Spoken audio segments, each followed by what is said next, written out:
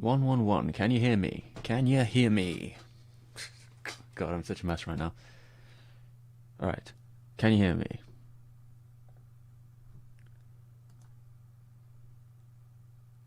Sonic did have some bangers, that is true.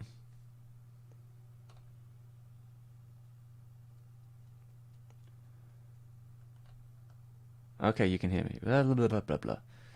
Alright, so give me 1 second. Okay, it's a lot darker in here than it was a second ago. Jesus Christ, what happened? Did something go off? Alright, hello. I'm waiting for my camera to adjust a little. Let's see.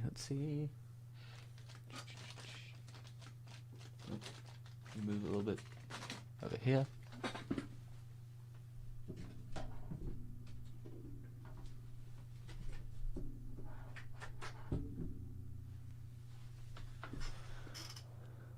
Alright, that'll do for now. Maybe I'd make this one a little brighter. Right. Okay. Let's go for a bit. Right. Okay, let me just pause that. Hello, everyone. Let me check the chat.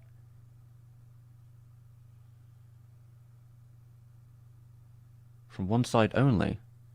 Oh dear. One side only? Oh, okay, give me a second. I think it's something to do with my new interface.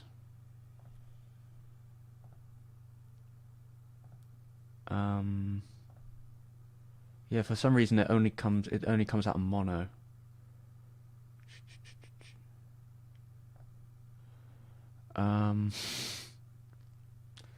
That is a question. Mono. There we go. Okay, there you go. That should have. God fucking mighty. Yeah, I don't know why it does that. I have to ask someone who knows what they're doing.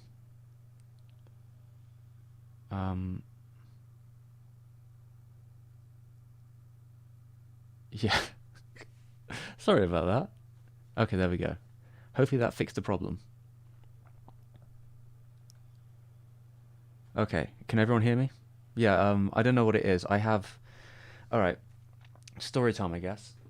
So, my interface, my old one, I think I said this literally last stream, like, my old interface was, it was playing up, and one day, last week, or I guess the last couple of days, might have been last week, it was sometime around then,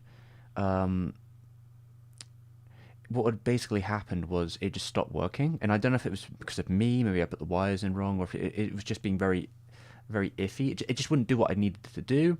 I was curious at first, like, oh, was it the wires? I was trying to get everything. Basically, I just couldn't get anything to work. And I've had trouble with it for a little bit. So I thought, oh, okay, the interface has just finally died. Maybe it's too old, whatever that would be. So I had to buy a new interface very quickly. You know, lucky I got patrons, but it was, you know, they're not cheap interfaces. And when I was getting the new interface working, I ended up getting the old one kind of working again, but it's like, it is very haphazard, and maybe that was just for a moment. So I've decided that I'll keep the new interface, though there is that one technical thing where, for whatever reason, this interface doesn't produce my mic audio in stereo. It only does it in mono. I don't think it's really a big deal because it's one channel. I mean, there might be multiple channels in the mic, but it's one direction, you know, it's one thing. So I think mono audio is fine. I don't think I need a stereo for narration for one mic. I think that's fine, but I don't know why it does that. I think it's a quirk with my friend's. I think it's a Scarlett I have. It's a, what is it, like a Focusrite? Maybe it's a Scarlett 211 Solo, and they're pretty popular. Before I had like a pod. What was it called? TonePort X2, and I guess it still kind of works, but yeah, it's always a bit up and down sometimes, especially because it's like old hardware. So you know, I have to be careful with it. Like if I, especially with this PC, sometimes if I like pull out the old my old interface, it just restarts the whole computer. Like if it gets interrupted, if the connection gets interrupted, it will just stop. It will crash. I've had one time when I was doing a audio recording, and halfway through it just crashed, and it just stopped recording, which was like, I'm lucky it was kind of a short one. It was live action, so I was just recording some bits. But yeah, halfway through one of the recordings, so that was like 20 minutes or so, yeah, it just stopped working entirely and it just went dead silent, which was a nightmare if it had been something really important. But yeah, I'm a little bit. It's one of the reasons I think it might be best to keep using the new interface and not the old one. Yeah, mono is fine for just voice. Okay, but I better warn them about that actually, because I was recording something last night, so I may have only came out on one channel. Oh boy, that's brilliant. Oh no. Didn't look like it was though. I have to ask them. Yeah. Let's see. What are we out? Yeah, the cat is here in the. Can you see? Wait, let me. I'll check my feed a bit. It's a little bit dark. Okay. Maybe I need to turn some of these up. Can I turn this up? Probably not. I might have turned the. Yeah. Whatever. Yeah. The cat is like there. She's in the box.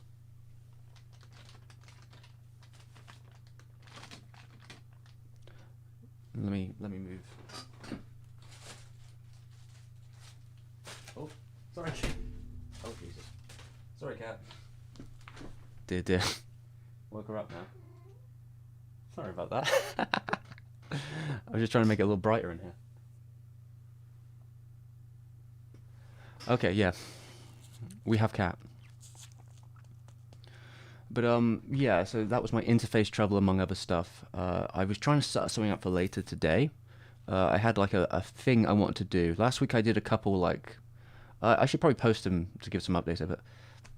Yeah, last week I did a couple like little sections in the live stream just to give me something to do. You know, you sometimes run out of things to say when you do this week to week, right?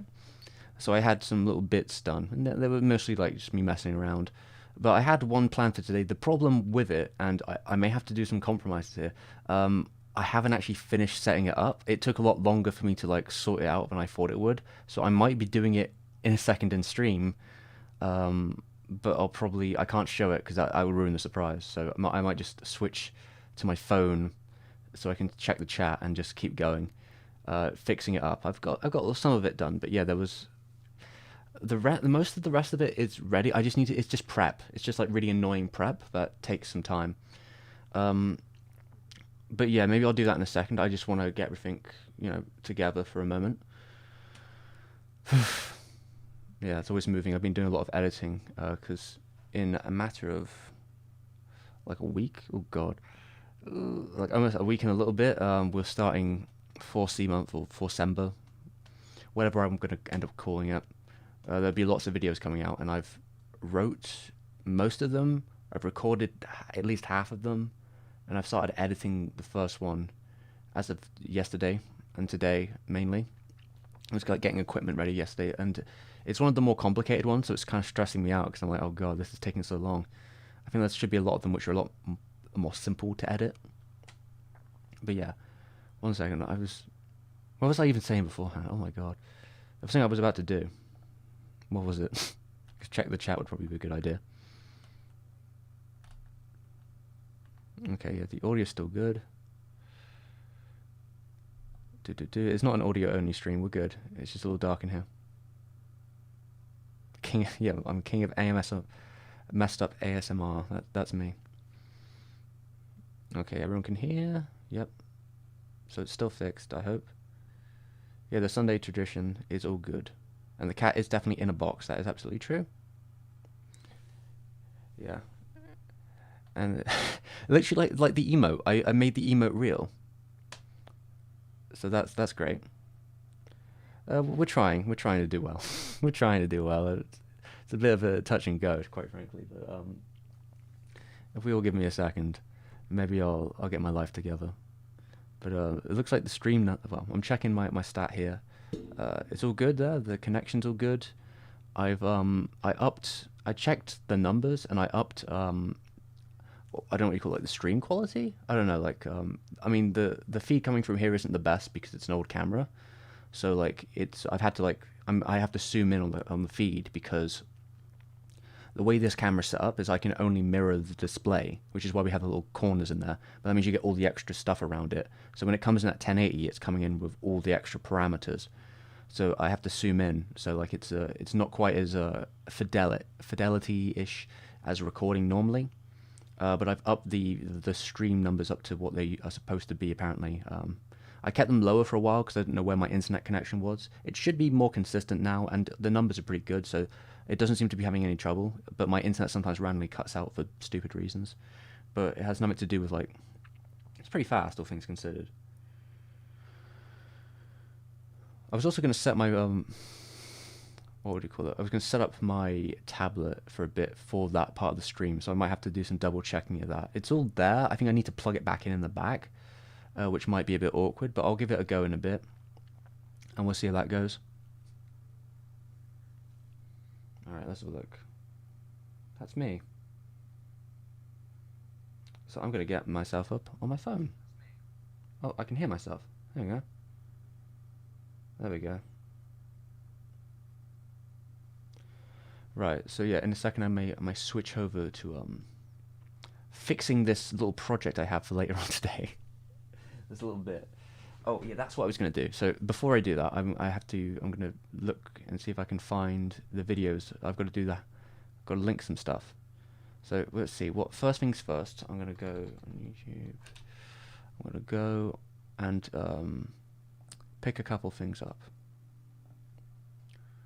So while that's happening, right, I will link to. Oh, yeah. So last week we did a little. We tried a little thing out,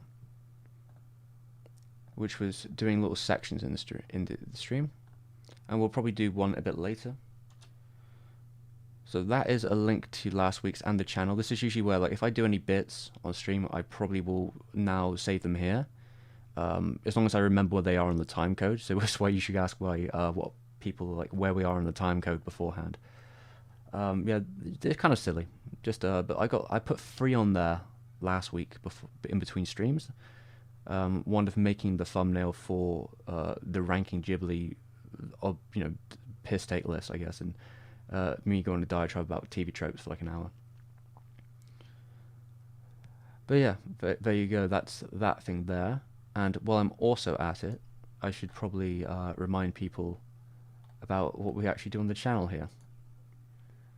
So I'm gonna copy this one.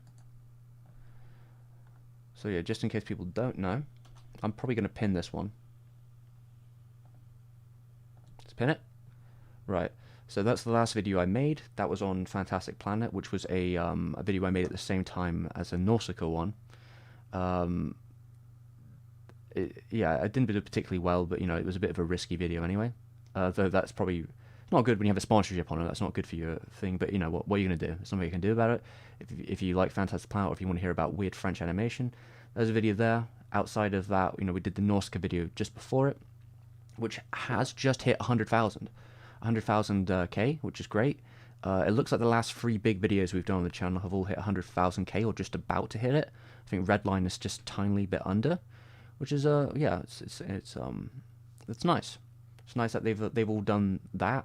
That's pretty alright for me, I guess. But yeah, if I just sorry, I'll check the chat. How's it going, Alice? And I'm doing okay, yeah. And is that Strubel? I'm glad you enjoyed this Studio Arms video. I kind of, well, it's kind of unfortunate it got age restricted, but I don't think there's much I can do about that, I'm afraid.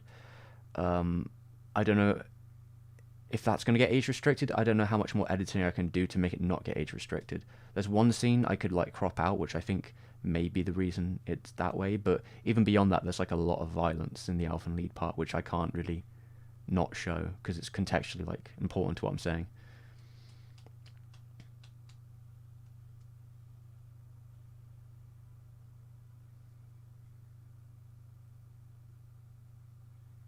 I can't say I've seen Akagi, so I can't really talk about it, Greg, I'm afraid. But yeah, let me just look up on the, where were we at? What were we even doing? Do do do do. Yes. So, yeah, I think I've heard it's about Kaiji. Well, that's the same author as Kaiji, right? Oh, it's funny. It's funny that my phone is actually ahead of my I don't know how that happens, but my phone is ahead of the. I'm in like the studio place where you like can check all your stuff, right?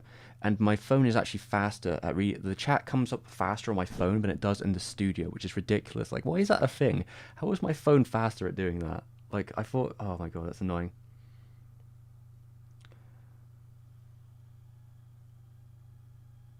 Do I know about Blue Child of? Oh, okay, this is a question. Do I know about Blue Child of the Earth? This is something to do with French animation.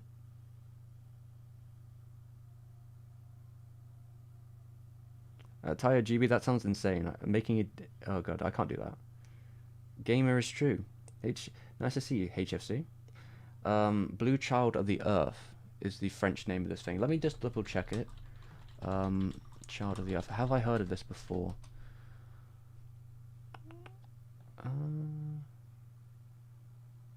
This looks pretty strange. I'm used to weird cartoons about French blue people, but this is a different kind of weird cartoon about French blue people. One that I don't think I'm familiar with at all. I'm looking at images, it does not ring a bell to me. The first article that came up when I looked up it was the most obscure cartoon ever. Oh, it's on TV. TV tropes! God fucking damn it! My arch enemy is back. It's on the forums though. Okay, so I guess this is something they watched when they were a kid. Maybe it's on like French television. So there is a Wikipedia article. Apparently, it was shown on UK television. Apparently, but maybe it was before my time. This does not sound familiar to me whatsoever. Yeah, I don't know it. I'm afraid. I'll see if I can find it on this list here.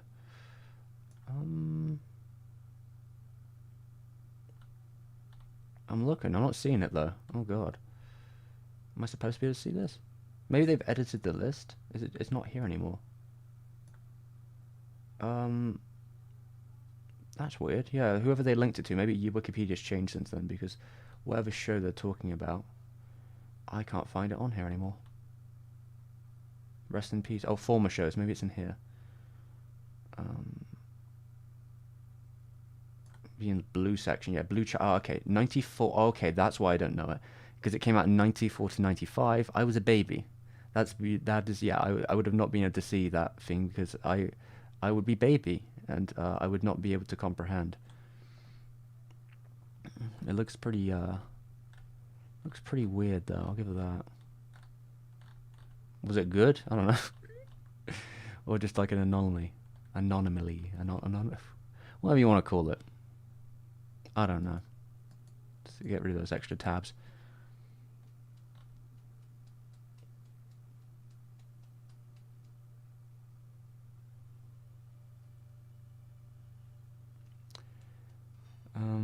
Hoser's work. Yeah, Hoser's alright. I think he's cool. I feel like that in the future we might end up talking about him at some point, but like it just isn't in my schedule right now. Among other things, I would have probably attempted if I was going to talk about Hoser, I would have probably tried to make it align with whenever Belle comes out officially. I think it's is Belle still doing like the theatrical circus, or has it actually came out yet? I have no idea. Because it's been in and out. Like I think the debut was in the summer, and I heard that like sometime now in December or coming up in December there was supposed to be an official like proper release, but I have no idea.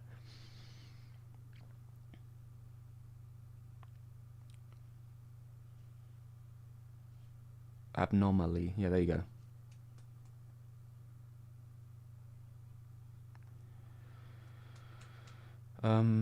What were we even saying about him? I haven't seen his new movie, but I've heard people very much like his new movie.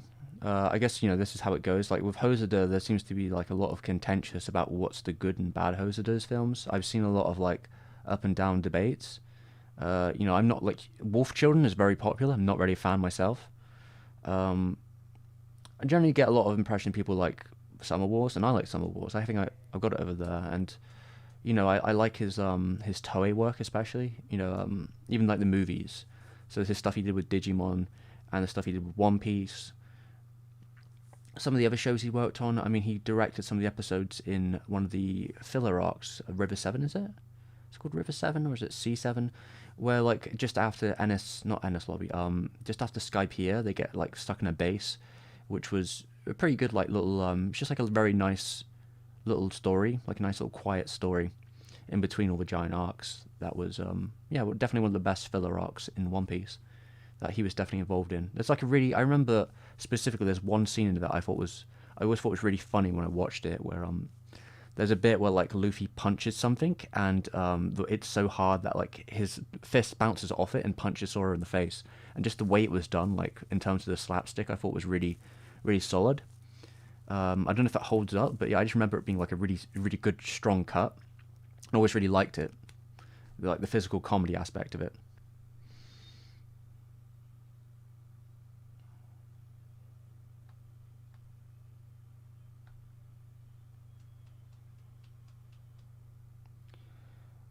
Yeah, Scribble, as I was saying, like there's a whole series of videos that will maybe come one video at the end called 4C Month, where we're going to talk about Studio 4C. I don't really think 4C has a huge enough reputation to like for most of them to do particularly well, but you know, it's like shotgun. I'm doing the anime approach, which is where you shotgun it. So I'll be shooting out like 15 videos, and at the end I'm going to put them all into one with some extra bits of the stuff I can't turn into just one video. Like they have lots of little anonymy. Fuck, I can't say it again. They have lots of little things. 4C has lots of little bits that they don't make like a full video. Like they'd be hard for me to make a whole video out of them. You know, talking about like their ads and their random shorts or whatever, and all their video game cutscenes, and just all these, yeah, these tiny little fractions of things. A short OVA over here, a weird tie-in for something over there. Just all these, yeah, these things to me don't make up. And even their TV show, I don't think I could make a whole video out of. We'll see. I just don't think I could talk about it that long. I don't know what I'd say, but they had like I think the English translation was Tweeny Witches, and yeah, that was like if I understand right, it's mostly they're shorts, but there's like a lot of them, lots of little shorts, and then there's some OVAs at the end.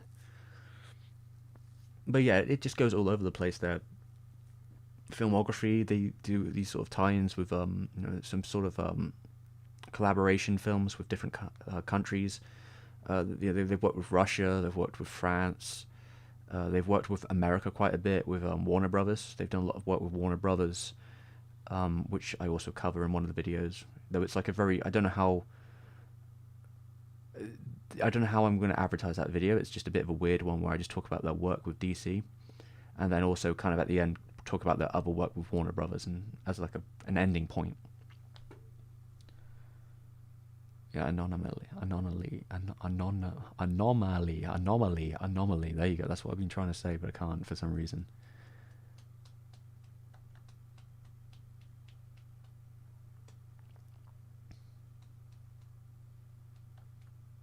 No, I'm losing it a little bit. Um,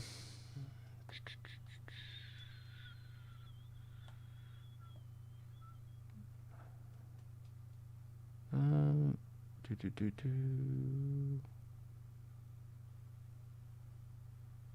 Mm-hmm. And someone was saying about Norenstein. Yeah, I know Norenstein quite well. Norenstein, I think I can't remember how, but I'm pretty sure they showed Norenstein to me during my university days. But like we also had a Russian girl in the class, so I saw a lot of Soviet animation stuff at that time. Yeah, Norenstein's work's really good. I know he's gotten a lot more like buzz, especially on YouTube lately, because someone made a video about that film he hasn't finished. Because recently there was a documentary that came out, so like more footage came out from the film. Because beforehand there was like very little footage of the movie he's been working on for about 40 years on mostly on his own. I think it's his wife as well, sort of like two, maybe they got an assistant. I do have a book. I have a book on Norris downstairs. Like I have he to like keep funding the film.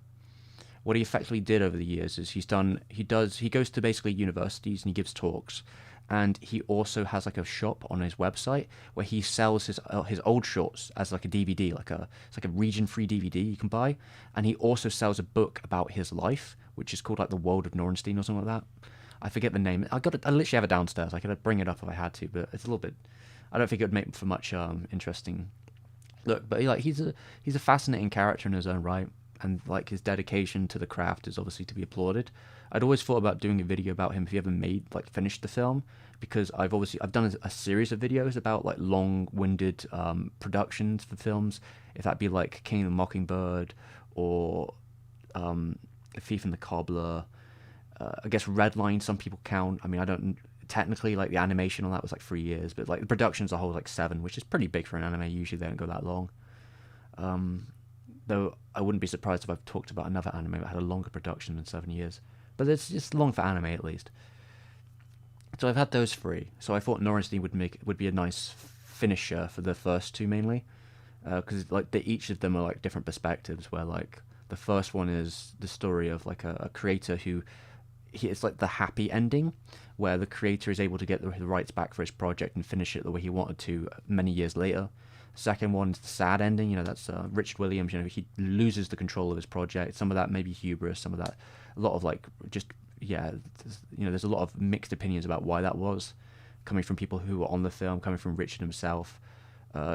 Just the technical problem about making a film over like 20 plus years is the type of animators and type of style that you'll use will naturally sort of move away from where it was, and readjusting storyboards now to try and match what you did before. It's, technical nightmares, and then also being like undercut by Disney in a way where like you lose your funding because you trusting big companies with like ego big projects is just it's not always the best idea. But yeah, I feel like Norrenstein is like the other side of the coin, where it's like the dedication of someone who spends his life on his own to make something outside of these systems. Because as you can see in each of those situations, to be fair, I guess with Redline on Murayama being based, just let them kind of do 7 years, but at the end they were kind of like, hurry the fuck up. But they didn't like try and stop them or anything. So I, give it credit to Madhouse for like letting the creators in the end do what they wanted to do. So mad respect there, because that really isn't the story most of the time in these situations. But yeah, next video is 4C month, which will then get turned into a big video about 4C, where that will probably end up being 2.5 hours long or something stupid, because it's just going to be all these videos put together with the caveats in between. Maybe add a little polish too, but hopefully that will all come out in December. So I guess Bell opens in January. There you go.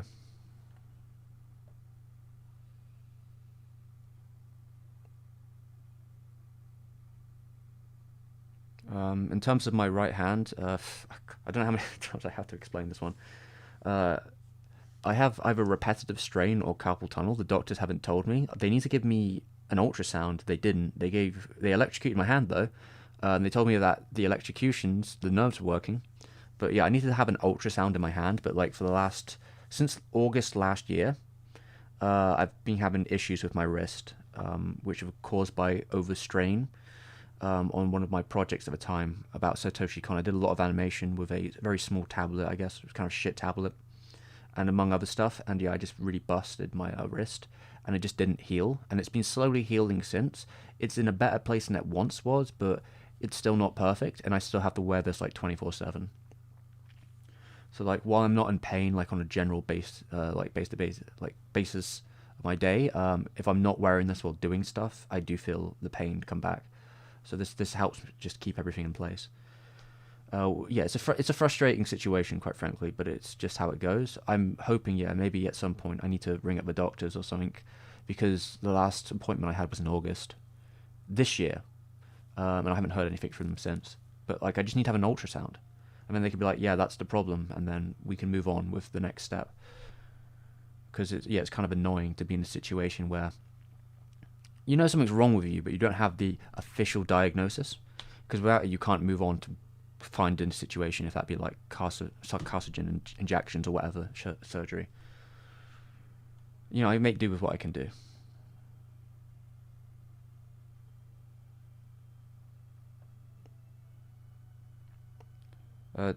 Tayo GB? I mean, I just made a video about Nausicaa, and I had assumed the implication in the video that I made about Nausicaa was that I had read the whole thing, because I talk about it in broad terms, but towards the end I'm kind of making points about the ending. But yeah, in the Nausicaa video, I'm pretty clear about like I've definitely read Nausicaa. I've watched Nausicaa.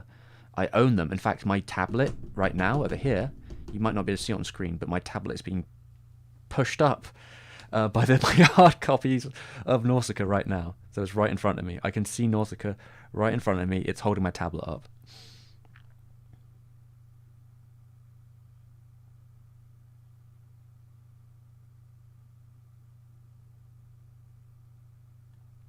Yes, yeah, Hosoda directed The Girl Who Leapt Through Time. That's true.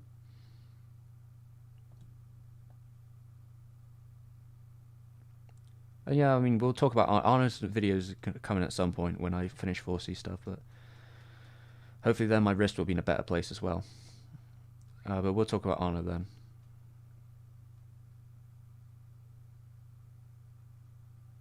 Ah, Miyazaki-kun, I see you're here.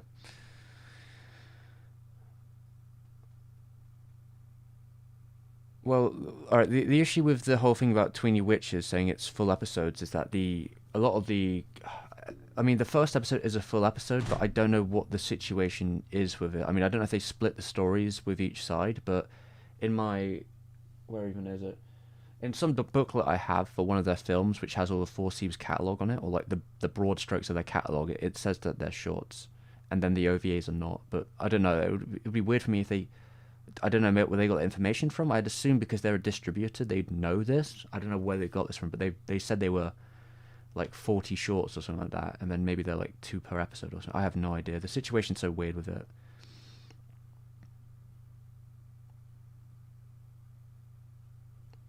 And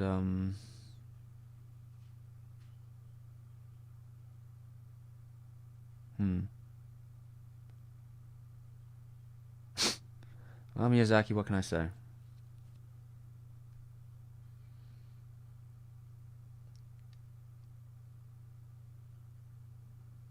Chat, what place are you even talking about? I have no idea. I've missed a complete conversation here. Anyway, it doesn't matter. Um, Something about ramen.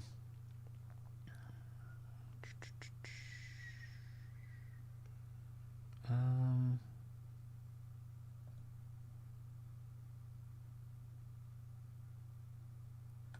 let's see. I mean, Redline was 3 years of animation, though. I think people don't really when people talk about production, like production is longer than just animating it. Like Redline is mainly like 3 years of animation. There might be some animation beforehand on the pilot, on the third, like on the third, what would it be, the fourth or third year of production may have had some stuff they did for like getting the pilot out, and they may have done that beforehand to like pitch the show. So they pitch the movie. So when they got the full budget from Madhouse, so that might have been a situation where they were animating a little bit before to make the pilot, but nothing in the pilot ends.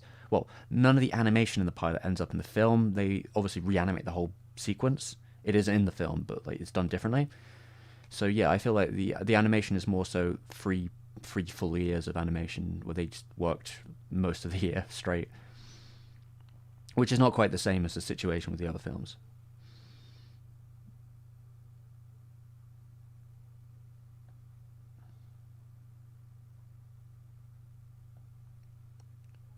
I mean, yeah. If anyone, I'm assuming if anyone's in the chat hasn't read Nausicaa since we were saying about it, yeah, read Nausicaa. It's a different experience. It's a lot more dense. You have to read it slowly, but it's worthwhile. It's a worthwhile experience.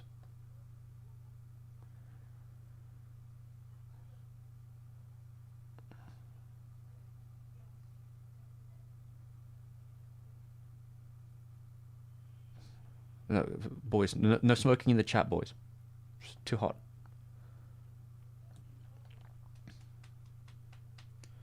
Hmm. What? Traver Fist Planet? Yeah. Yeah, I don't really know what happened with Travel Fist Planet. I'd assume it'd at least end up on like the Blu-ray for the Red Line, but it was like an OVA to begin with, and I'm not really sure in terms of like who. I assume it's owned by the dude who produced it. I forget his name, but he was like the carnal force of Redline as well. Um, like he was a live action director. I'm not really sure what they're doing with it. I mean, I guess because it's 2 episodes, it's a bit of a weird thing to release on its own. That's why I'd assume like you'd throw it with Redline as as a like an extra because it's the same universe. But I don't know. Maybe there's some stuff stuck in there with Madhouse like rights as well. You'll be waiting a long time for that live action. I mean, I don't know. This comic reading. Oh, okay, my orb is dead. I was pondering my orb, and it is now dead. For shame, orb. For shame. There's no more pondering left in me. What should I do?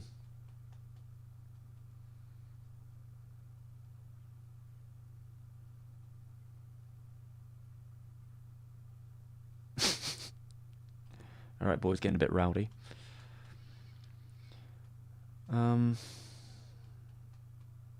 Yeah, I wouldn't wait for... Oh, God. Alright. Do I know what happened to the second Traver OVA? They never made it. That's what happened. They never made it. They made a Redline instead. So, yeah, that's what happened. Like, you can't... The people who made Redline are the same people who made Traver. Like, you can't... After Traver came out, the production for Redline basically started. So you can't make a sequel to Traver while in the production of Redline. Like, Traver comes out in, like, 2002, and then the production of Redline basically just starts. Or if it had already started beforehand. Because, you know, it comes out in 2009, about 7 years of production. So as Traver ends, they begin Redline production. And after that point, both of the fellas, Koike, I think you say it Koike. I said Koike in the video, and I was wondering about this. I think it's like Koike. So it's basically Koike. Anyway, tangent about pronunciation. Yeah, both of those guys and their musician then jumped the ship to Telecom and TMS, and that's where they've been the last 10 years.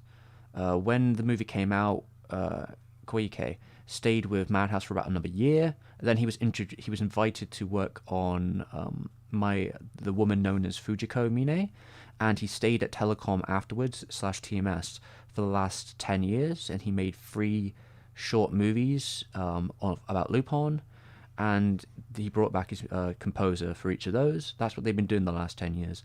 And the people who they worked with at Madhouse, being Maruyama-san, left Madhouse after they did. I guess around the time. I think they left slowly before, just a bit before Murayama left in 2011. And if my numbers are correct, they might be a bit loose there. But yeah, they kind of left at that time, both of them. And Murayama-san is the one they have good graces with. Koike, and his filmmaker friend, they don't have a relationship with the current day Madhouse. And if Traver is owned by current day Madhouse, or whoever it might be, I don't know who actually does, they aren't going to come back to them, I don't believe. Considering Redline was it was kind of like a cult hit, but it didn't make like super numbers. There's probably no reason that Madhouse, that's now basically owned by TV conglomerates, is that interested in bringing back a really obscure property like Traver. If anything, the next move would be to attempt to make like a Redline 2, but I don't see that happening. There was talk from one of them back in the day where they were like, yeah, I want to make a video game, and I think that'd be funny. Go make a racing game, go arcade racing game. Redline, just fucking do it, why not? It'd probably be a disaster, because obviously, you know, animators aren't game designers, so they'd need like a team behind them, like Platinum or something, to make it. They can't just come into the space and be like, yeah, we'll make a video game. They need like a team who'd actually be like willing to stick the landing. You know, a Suda51, a Platinum Games, Sega. You need somebody like that who's very... Even like the people who made, I don't know, the people who made Ridge Racer, was that Namco? Someone like that. You need someone with a backbone in this place, or it's not going to work out at all. They could bring their animation friends if they want to keep the art style going, but they're going to need some proper game developers. But yeah, I don't think that will happen either, because games are even more expensive to make than anime, so I can't imagine that happening ever.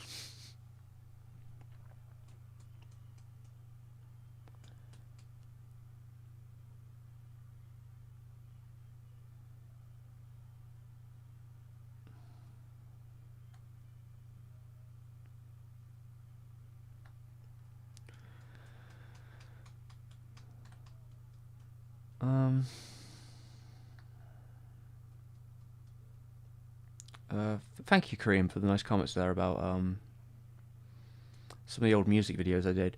Yeah, unfortunately, the Nujabes one. The only thing I remember about the Nujabes video outside of the stress was that my mic wasn't working at the time because I didn't know how to set it up. I'm terrible with audio technology, as it's apparent, but like I couldn't set the mic up correctly, and I set it up really badly, and I set it up using lines instead of XLRs, and it just sounds terrible, which is really annoying because it's this mic, it's the mic I'm using right now. It's a good mic. Like all the setup I had for it, I have a preamp, I got an interface. It's pretty, it all comes together, and it sounds good together. It sounds just fine. I'm happy with the setup I have. But at the time, yeah, it sounded like piss because it was just not. Yeah, you can't run a microphone through lines. You have to run it through XLRs. I don't know. I just didn't know how to make all the cables work, and I couldn't ask anyone at the time, and I didn't know anyone who knew how to use these things at that moment. So it was just like I was in my own trying to figure out what I was doing. Oh, and with Plastic Love, there's some news recently. I assume Alan made a deal with them. Alan being the person who took the photo, the classic Plastic Love photo. They released a 12-inch or like was it 12-inch? They released basically like a single version of Plastic Love again, like recently, like in November this year. This month they released like a 12-inch, maybe like a 7-inch as well. I don't know what it was, but they released like a single. So like you have the club edition and Plastic Love on one record with the art we know, which has now became synonymous with Plastic Love, all together in one package. And apparently it's doing numbers. They also released the full music video on their the Warner Japan channel. So I guess the legacy of Plastic Love continues.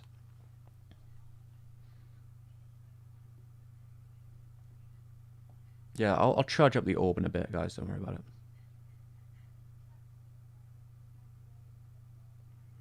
What is Fooly Cooley? To be fair, I watched Fooly Cooley when I was like 12, and I don't think I finished it, so I can't really speak of it right now. Yeah, the sad orb.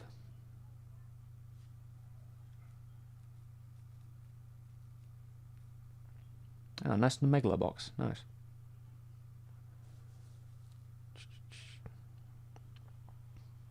Hmm. Well, the thing is, Sonherd, as I said in my video, like, I feel people, and I made a point about this when I made my Redline video. People have no idea how expensive Redline was to make, and that, like, I'm not saying it was very expensive. People overestimate how much Redline would have cost to make. They really just don't understand how this production works, because, like I said, it was they were animating it for 3 years. Like the rest of it was a pre-production that wasn't on Madhouse's dime.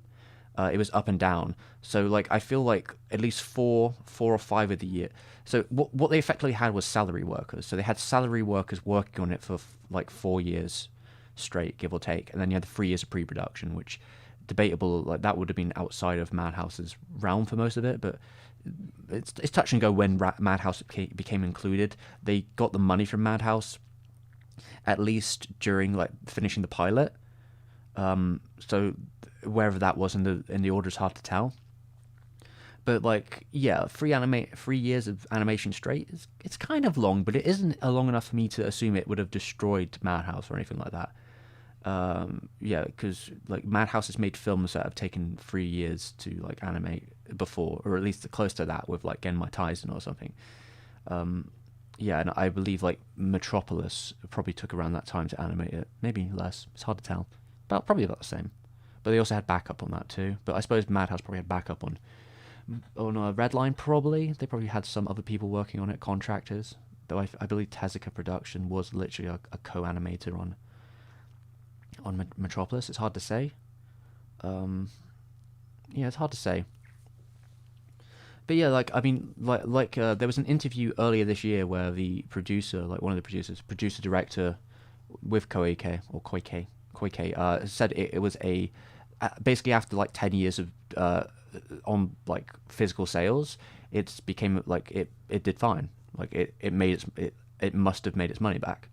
That's what he basically said. He said that yeah, it's like a cult hit. So like I assume that would mean it made its money back. In the broad sense. Break even point, I don't know. But it has a cult following. And they were at the same time at that period they were running a 10-year. They had been running like in the late 2020, they had been running like a 10-year anniversary tour for it, where they'd been like taking it around the circuit of Japan, but it was during COVID, so it was a bit difficult. But yeah, so I don't think it like I think it seemed to have done okay. Just it didn't do massive numbers, but I wouldn't have ever expected it to. Any talk about getting a Redline 2 would probably involve like international, like European producers or something, because the industry probably isn't that interested. Because I think a lot of the money it made was more international than it was in Japan. Yeah, it's weird that Plastic Love got a music video so many years afterwards, but it's probably because Japan should have done it straight. As soon as the trend happened, they should have made the music video straight away, not like a year or two after. But you know, they're behind. Which only Chi-Chi? I've not seen it, I'm afraid.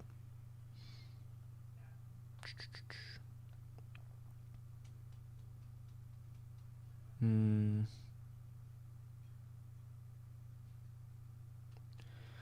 Yeah, I mean, well, the thing, I don't know if you know this, Soltergeist. Um, but unfortunately, the original Plastic Love video, we all know the Plastic Lover version, has got taken down again, but through devious means, from what I was told. It was nothing to do with Alan, because I got Alan to bring back the original version back in the day. But like like some random person just claimed ownership and they took down Plastic Lover's channel. I don't know, someone he knows, I think. I don't know, there was some sort of vendetta there. I guess some personal shit. I have no idea. But it wasn't Warner Brothers and it wasn't Alan, as far as I understand. So it was just like some random person took it down, and that channel got deleted, and that original, well, not the original, but the version we know that got the viewership in the first place is now gone. So it's one of the other versions now that's probably getting most of the viewership. If that be like Guns upload, or there's like 1,000 Plastic Love uploads, so that's how it goes. But yeah, like I did what I could at the time. I did the best I could when it was first taken down, and I knew I could do something about it. Nothing I can do about it now. It's just one of those things. But that's just the internet, unfortunately. I'm glad though that I made my video on it, and what happened. The video did well at the time. I didn't expect it to do that well, but like since then it's kind of quieted down. It doesn't really get much viewership these days, but it's a fun time to make it.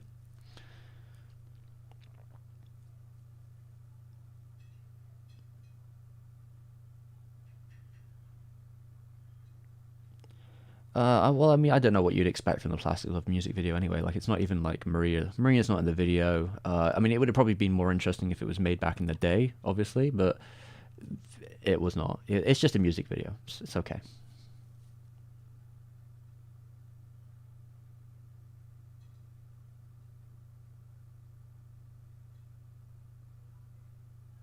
Um, Another YouTuber that got it taken down. No, that's not what happened. It's a long story. I don't know if I really want to retread it. I did a video with Justin Wang about it years ago.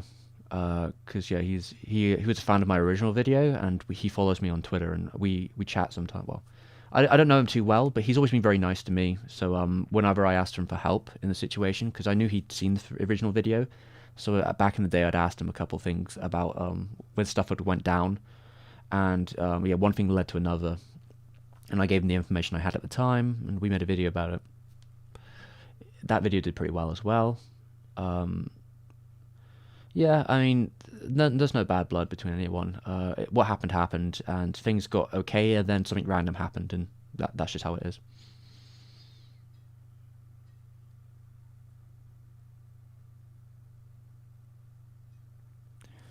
I mean, I don't know if I necessarily think. Well, this is the thing about like when I say magnum opus. I don't know if people know this, but magnum opus doesn't mean like best work. It means in the broad sense, magnum opus means masterpiece, but it also means it can also mean most impactful. So like those are the two definitions you get with like magnum opus. So masterpiece, most impact. And in terms of any work that Miyazaki's done, there is no work that has more impact, I think, on Miyazaki's career than Nausicaa. You could argue creatively, that maybe something like Horus had like an impact on how he saw making content. or how he saw making these stories, because you can kind of have a, the horror is just like the through line to it from his career from 1978, no, sorry, 1968. It's like a through line of his career from 1968 all the way to 1997, I think it is. Like you can see that through line of the kind of stuff he made in that period and how they all resonate with where horror started. So you can totally see that line. And maybe a little bit beyond, I don't know, you can get technical about that. But Nausicaa is like the one that has such a important impact on just like the direction of his career. If Nausicaa failed, there'd be no Studio Ghibli. If Nausicaa failed, Miyazaki would have never directed another movie in his life. That's how, like, because it did cost a lot. Like, it ballooned in budget at the time. We don't know what that number is, but, like, yeah, it just went over the estimates it had. So if it had, like, made no money, then most likely it would have looked like a career killer for Miyazaki. If he ever got any more work, it would have probably been a manga. He may have been too embarrassed to try and make a director film again. Just because, like, the same thing happened with, when he made Cagliostro. Cagliostro was not a hit at the box office at first. Apparently did really bad.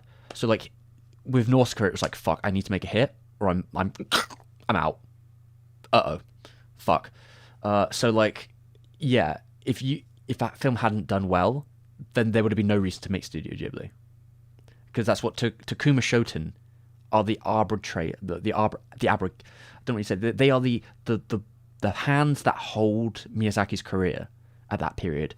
You know, he comes out of working at Telecom and TMS and whatever, and he quits them in 1982. He ends up working with them with the manga and making Nausicaa, and then he makes Journey to Shua, I think it is, or Shona, at the same time, and then he makes the movie, and then from there he's not stopped making movies for the last 40 years or whatever it'd be.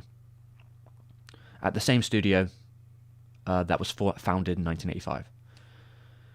So yeah, like Nausicaa, most important for sure. We could argue all day about like what best means in terms of like quality. I mean, I'm a big fan of Porco Rosso in terms of like his movies. I definitely appreciate what Nausicaa does in terms of just like the tone of it being just completely alien to everything else he's done, more or less. It's just a lot more like, because it's so much larger, so it has so much more time. Its tone is so much more blunt. There's a kind of like feeling to it, and I totally get why Arno says something like that. Yeah, this is Miyazaki. Like this piece is like him as a person that I know. This is definitely like his unique vision that only he can make, in a way which isn't diluted by just the nature of making a production with hundreds of people. So yeah, like I can totally see that. But yeah, out of his movies, I'd probably say Porco Rosso is my favorite, though I do really like the Nausicaa movie as well. I think those two are my favorites of his, but yeah, definitely Porco Rosso being my top one.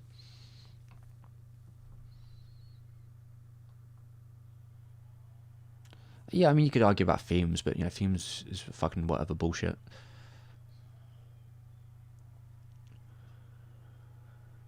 Oh, yeah, fuck.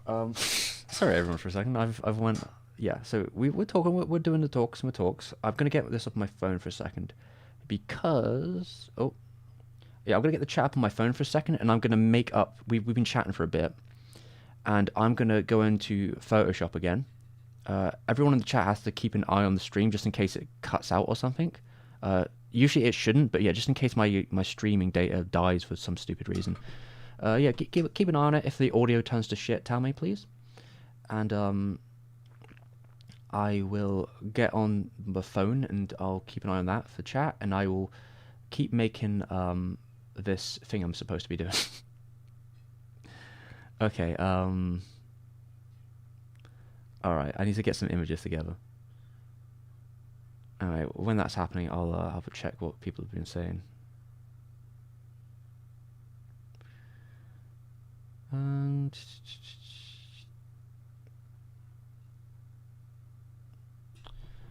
I know people keep mentioning Bebop. I don't know why people keep talking about Bebop. I guess people have like a Schadenfreude effect with this sort of stuff.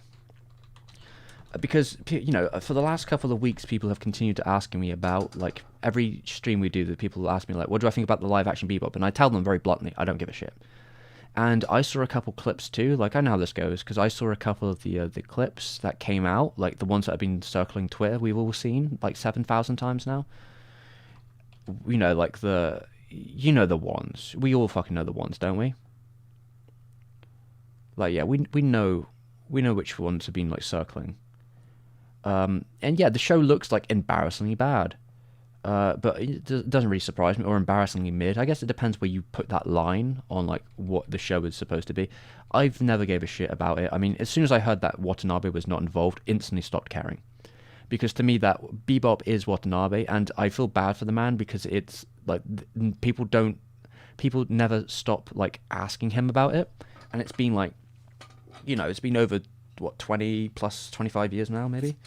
But like, he's still a lot of other stuff, like, and I don't feel like people ignore that fact. But like, yeah, I feel like I'd like to see people asking more about be Dandy. Really, that's what I would personally prefer to see. But that's not the case. I feel like he's kind of at a dead end. Like every time someone asks him about Bebop, his eyes like glaze over, and he's just like, "Oh, for fuck's sake." But yeah, what are you gonna do about it? Okay. Yeah, I mean, I saw a couple clips. I think the funniest one I saw was the Seinfeld one, where they just put a laugh track in the background, and I was like, yeah, this is totally just Seinfeld or something like that. I think my biggest issue with the clip, though, outside of like the jokes are pretty like whatever, it's like really boilerplate stuff, but it just the idea that like the God fuck what's his name, the black dog, uh, yeah, the fact that he of all people would not know what a bidet is, I just don't believe it. I feel like it would be more the Spike who wouldn't know or just wouldn't care. So yeah, I don't really think it fits the humor of the Price show, but of course it doesn't. Of fucking course they're not gonna try and like retract the style of humor that came out of a show from an animated show in the '90s that they're remaking. Of course they're fucking not gonna do that, or the localized version of it. So yeah, I didn't really expect much more, but I don't know. I feel like anyone that's shocked about it just doesn't understand how this works. Like Netflix doesn't really care about the quality of the shows they create in terms of the anime ones, especially. It's just content, and like if it's good or bad, people seem to watch them because like even like when people, because this is always the thing that got me about it before is that people know that Netflix isn't very good at doing this stuff usually, and yet every time they go and watch them, maybe out of some sort of disbelief or they want to be part of it's FOMA, like fear of missing out, where like everyone needs to have an opinion on something and then make a video about like, oh, this it's really bad. Who saw this coming? I literally said it in my video from like 3 years ago, but I'm being vindicated. I'm now Nostradamus. I'm like a good Nostradamus, not a bad one. I knew exactly what would happen. But yeah, even I guess, was sort of shocked by some of this stuff. Like, I saw the one Ed clip going around, and I feel sorry for the kid because obviously they're quite young. But like from what I saw of their performance, I'm not feeling it at all. I think it looks all. I think they are doing a terrible job. But it's not really their fault they've been put in that position to begin with. I don't think they are the right person for the role, for a myriad of reasons. But like, yeah, I don't know. It's a hard character to play in real life as well. Like it's a really easy character to fuck up. And also, goggles are too small. But who gives a? That's like really minor in the grand scheme of it. In the grand scheme of things, the goggles being too small is a very tiny thing.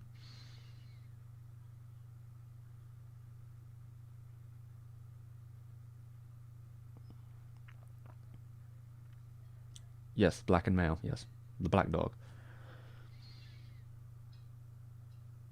I know some people will probably say there's probably a couple ones from that Netflix have done that are considered better. It's usually on the Japanese side, but like I'm not as familiar.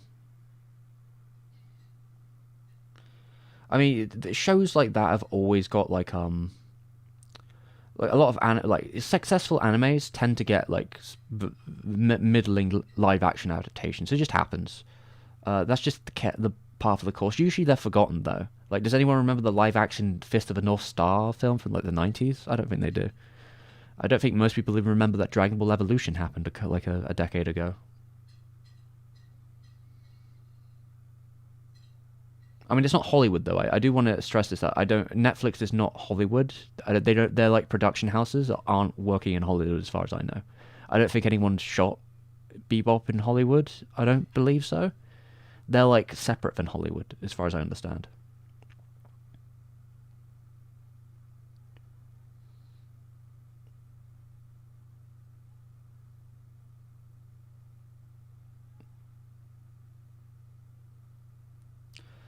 You know, I feel in a way that I would be more interested in a live action Bebop than not Bebop, sorry.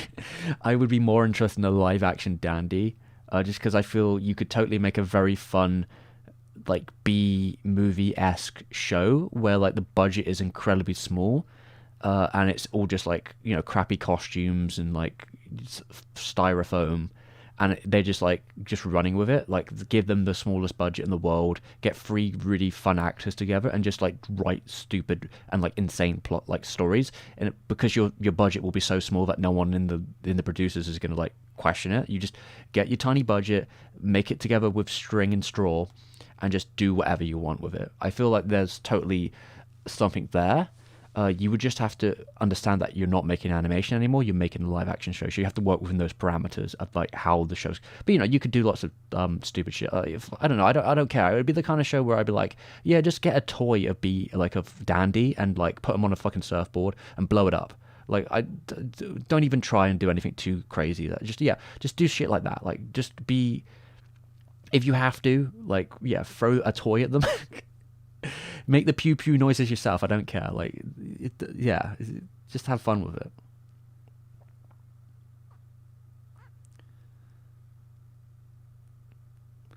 And I want to make clear that like the live action part usually isn't the problem with a lot of adaptations. The more so the problem is everything else. Because there's some adaptations live action wise that I quite like. Oh fuck! I've accidentally done a oopsie. Like I've always talked about my love for Rikio and also the Speed Racer adaptation. I think both of those are really good, and they do exactly what they're supposed to. And even you could argue like not it's not tended to be considered. There's a bootleg Dragon Ball movie from Taiwan, I think, from the 80s, which is like a lot more close to the source material than like Evolution, but if you know what you're doing with an app, if you know, you know. That's what I'm saying. Like, I don't believe I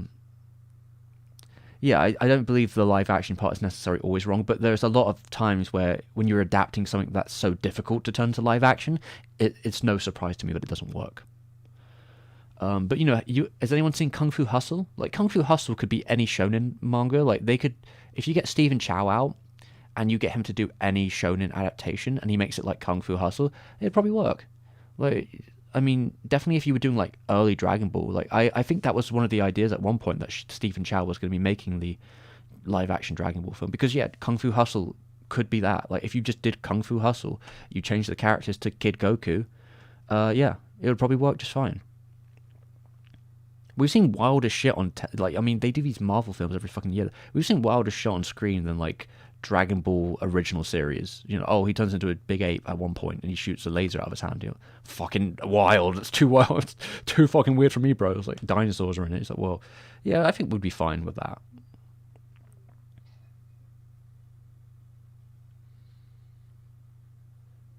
The Good Nostradamus. Yeah, that's the movie I'm making.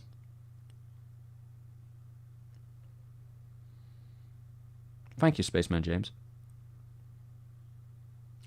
I mean, guys, I'm gonna say this in the chat. Like, if you're doing this for One Piece, don't get your hopes up, please. One Piece is not a show you can adapt into live action. I'm gonna say this now. I'm putting my foot down. I don't care if I look like a fool in the end. I'm putting my foot down right now. One Piece is probably not a show that you should turn into live action. I know I just said you could do it with any shonen. I feel like One Piece would be the hardest one to do it with. It's too cartoony. Again, unless you were going like full ham, full like complete Stephen Chow, but like times 10, I think you'd have a very hard time with it. Because like we're not talking like a movie budget now, we're talking about a Netflix budget. I mean, yeah, there's a live action JoJo that was made by Miike. Miike's done a couple of live action adaptations of things that usually are considered pretty okay. Not amazing, like he did a Yakuza live action film, which is considered kind of whatever. He did a live action Phoenix Wright. He did the live action JoJo. He did a live action Ichi the Killer.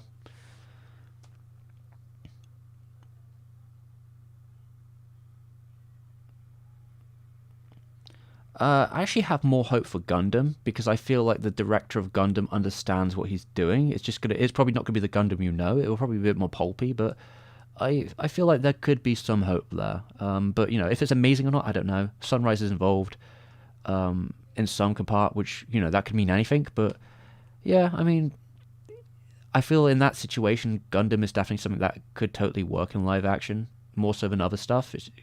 We've seen wilder shit on screen.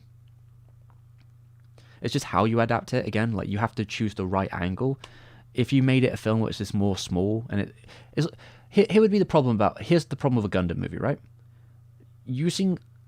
Trying to adapt Gundam 79, 079, right? Trying to adapt that into a live action Hollywood film, terrible idea. Maybe a trilogy. Maybe you could do the trilogy if you were really gung ho about it. If you wanted to do the trilogy of doing that, but with Gundam, you could just do any story. Like it's a pretty vivid universe. You can do whatever story you want within that universe. It doesn't need to be that story. You can do some adjacent story that would probably work better. Though I feel like they'd worry about I don't know. I don't know if they'd be too worried about iconography or not. I mean, as long as there's a Gundam in it. Again, like I don't want to get into this whole like without Japanese input stuff because that's not even necessarily true. Like, it's not necessarily that like the Japanese producers are going to make it like an amazing production to begin with, because the people who are going to give the input are obviously usually going to be producers. Like you know, Oshii was on the set of Ghost in the Shell live action doesn't mean it made it any better, did it? Did him being there made that any better? I don't know. It really depends what we're going with.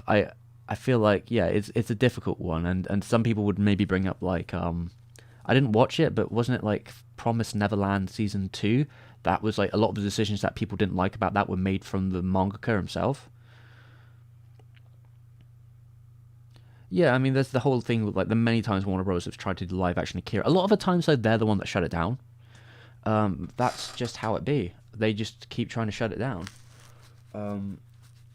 The reason for that is usually to do with budget. Like they almost got one with the guy who did Ragnarok, but he wanted to make the cast all Asian and like no name actors. Like he wanted the main cast of boys to be all no name actor Asians, and Warner was just like, nah, fuck that shit. No, we want big fucking names, bro. We want big white names, baby. I don't give a fuck whatever fucking thing we're saying about progressiveness. That's all bullshit. We want the money. We want the money, baby. That's not happening. No. I don't care if you made $1 billion at Marvel. That's not happening. So they're going with some other bullshit now. I don't know. But like this This happens every fucking decade with Akira. I did have this idea once about doing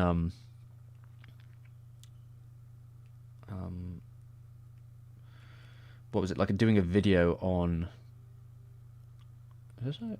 Okay. Yeah, doing a video on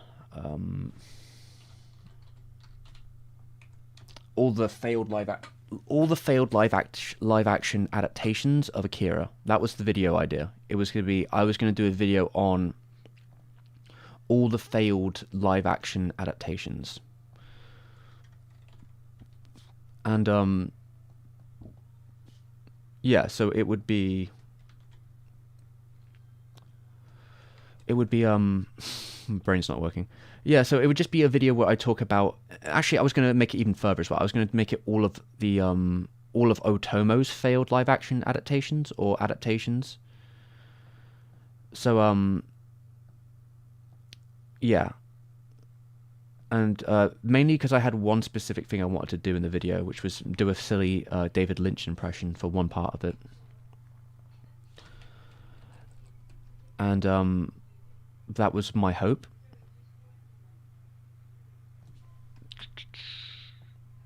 But we'll see. That video might happen. If I do it, I'll do it with all the other. Like, if I do like a block of Akira videos that all happen at once, that would be my guess. Or I don't know. Maybe that would. Yeah, I'd probably release them all in the same month or in the same kind of area of time. That would be my way of doing it. And yeah, because there is definitely some stories there about the other live action adaptations. If I could find all the little bits of story, I think it could make a fun little video. And yeah, if I could make that before they make the actual film, if they ever do, I kind of feel like now it's more than ever likely that it will actually get made because anime's kind of shown itself to be successful at the box office. with like Battle Alita and stuff like that, and a couple other bits and pieces like Pokemon. If you count that, I mean, I would count that. But like, yeah, they've kind of shown that you can make quite a lot of money at the box office from one of these. Sonic being a video game franchise, but also has a lot of anime in it, considering how many anime adaptations they are. The most successful prior being Sonic X. So there's definitely like more money on the table now. It's more of a secure thing, kind of. Which didn't used to be the issue. That wasn't really a thing before.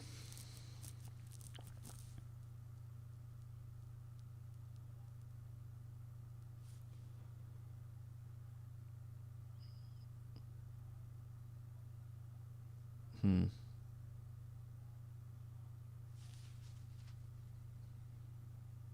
I mean, the problem, yeah, tends to be script. There's a problem with a lot of things. Like,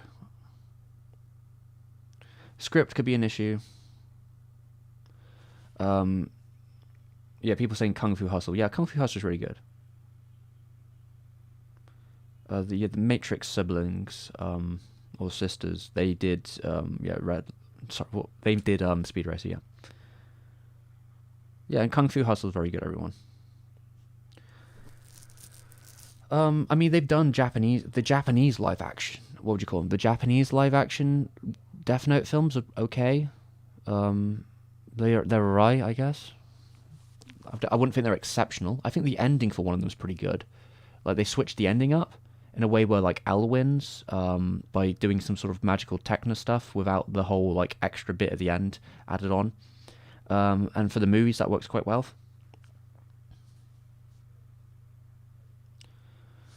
To be fair, they got like in terms of Green Hornet. Someone's talking about Green Hornet.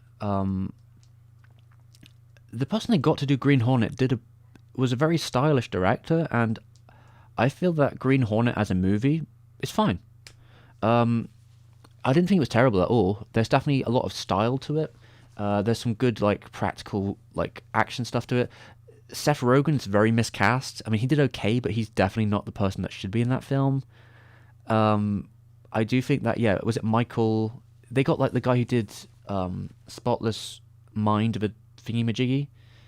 That dude, a French dude. He does a lot of surreal kind of film, music video stuff before directing stuff. He he did some good stuff in the movie, style wise. It was perfectly okay. Script probably could have been better. They got the dude from Inglourious Bastards to be the main villain. He's kind of a bit underused. There's potential there, but like the Green Hornet is already a property that's like probably would have never been successful in the box office to begin with.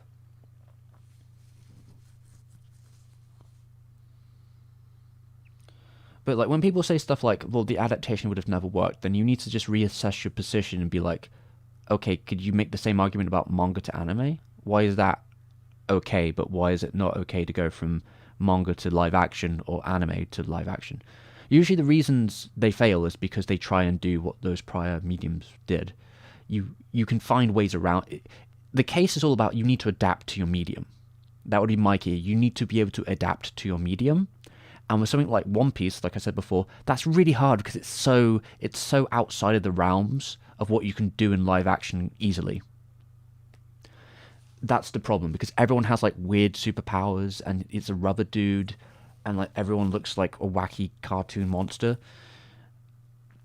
It's not easy. It's not, and then one of the characters that you hang out with is a deer. The deer man thing.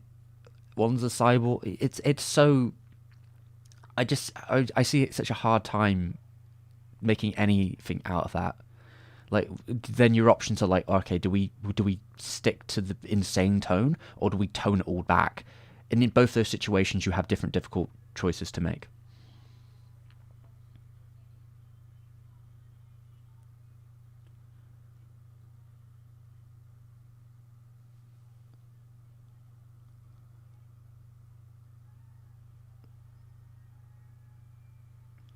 Well, I think Popeye's a lot easier to turn into a live action thing than One Piece, definitely. Just because the format of Popeye is a lot easier too.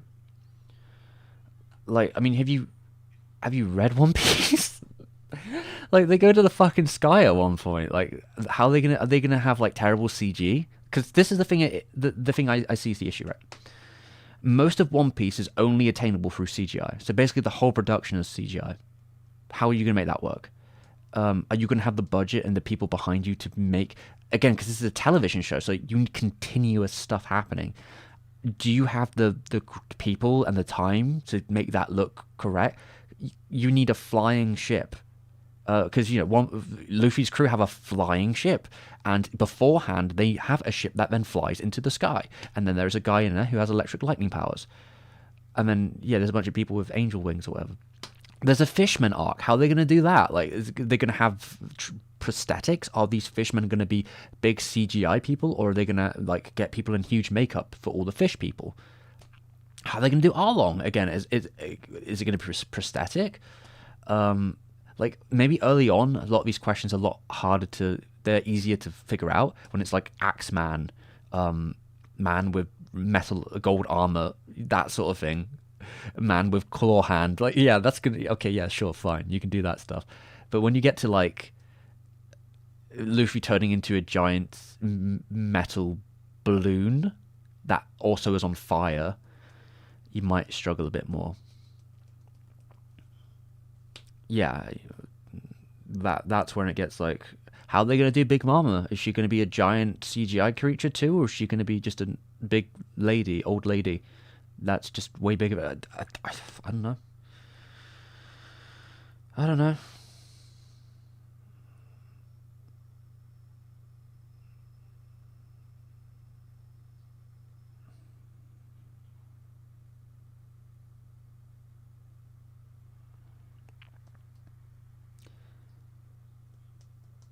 Oh yeah. To be fair, chat just to make sure. Like, the Akira live action was not David Lynch. He was gonna do the one beforehand. The small, was it Dallos? No, not Dallos. What's it called? God damn, I've forgotten the name of it. He was going to do one of his earlier mangas that's like in a big apartment block with people with psychic powers. Domu.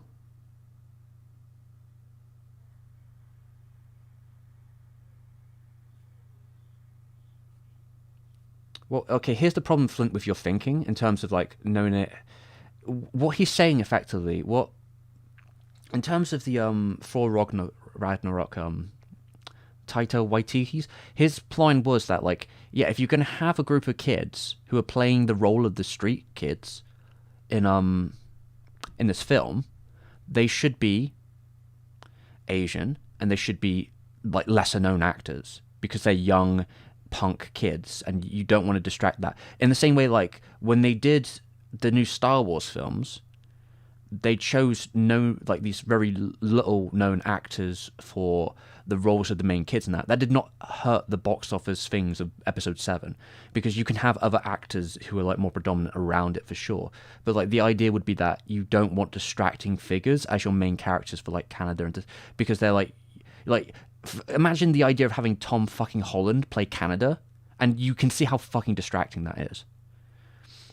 You need to have someone who like, yeah, you need to have someone in the role, especially I think for a film that would be as big as Akira, it would probably make more sense for them to get someone who's a little bit lesser known, and the Asian aspect probably comes from the source material because it's based like Akira is inherently Japanese.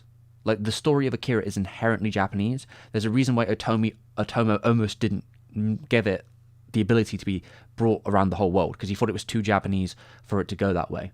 So like I could totally see where his perspective is on that. I feel that it's a complete like it and also if we want to go into like these other two adaptations that came out recently, with like Battle Alita, right? Battle Alita has lesser known characters in the forefront, lesser known people, a person of color. Same with like Detective Pikachu. That didn't make a difference. Like you know that didn't make a difference it didn't make a dent. They both still made a ton of money. Because like you can totally have big name actors in it. He just didn't want them to be the main boys. He didn't want them to be the main bikers. Because that's how you make stars. You put them in the role there. You can throw a bunch of other names around them, like you know the big science man or whatever, or these other characters in Akira can be these other people. But yeah, that's the point.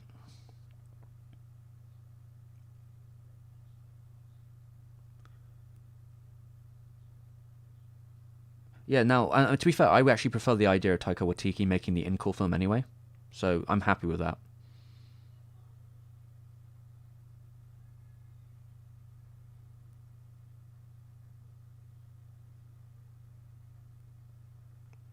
Why not a video about award shows? Is that about me, Stone Herd? I don't know what you're talking about.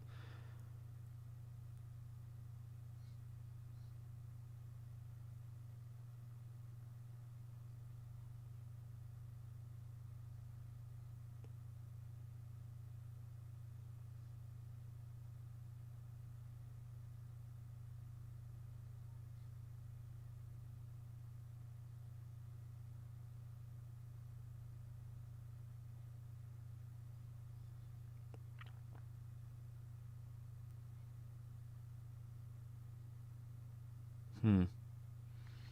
All right, sorry. What the? Oh, I'm getting lost again. Yeah, Michael Gondry. God, I'm so behind the chat. Sorry, everyone. Yeah, Shaolin Soccer is also very good, everyone.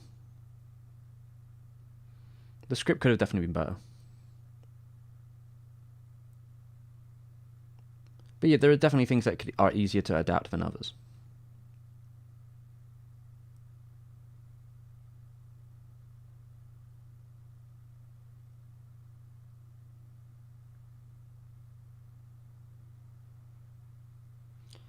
Someone says something about Attack on Titan. Attack on Titan already had like 2 live-action films anyway.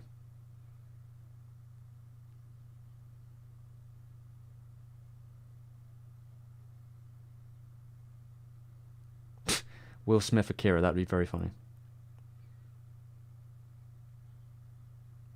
Well, I think the version of Akira they're talking about now has Keanu Reeves in it. That's all I know. Like his name is attached to it. He's obviously not playing as one of the boys though.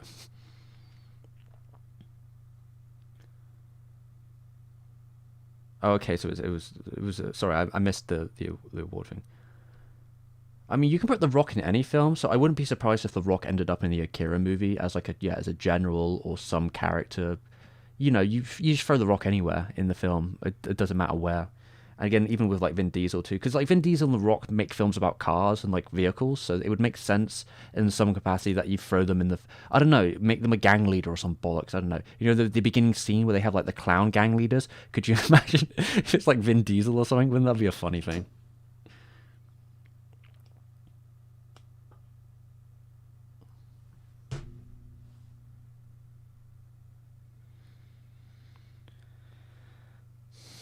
Well, I don't know, like the budget. I mean, people kind of take into account, right, that like, yeah, the budget of the film will like a large portion of your budget will go to the voice, like the actors. That's generally how films are made.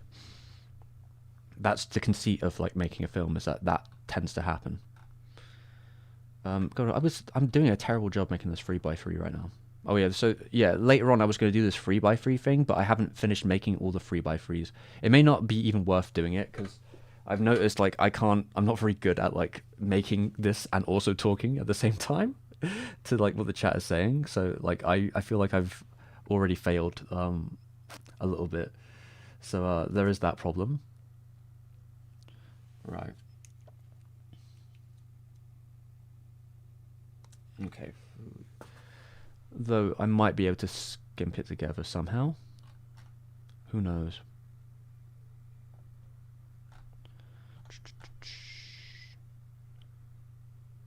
Hmm. Though realistically, it may be a case where I just have to do this a different day as like an idea because I feel like there's no way I can get this whole thing done together. Um, in this time frame, I don't think it's going to happen.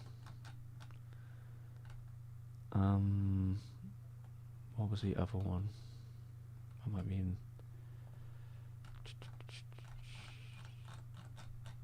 No, it's not. Okay. Yeah, I'll just try and do my best.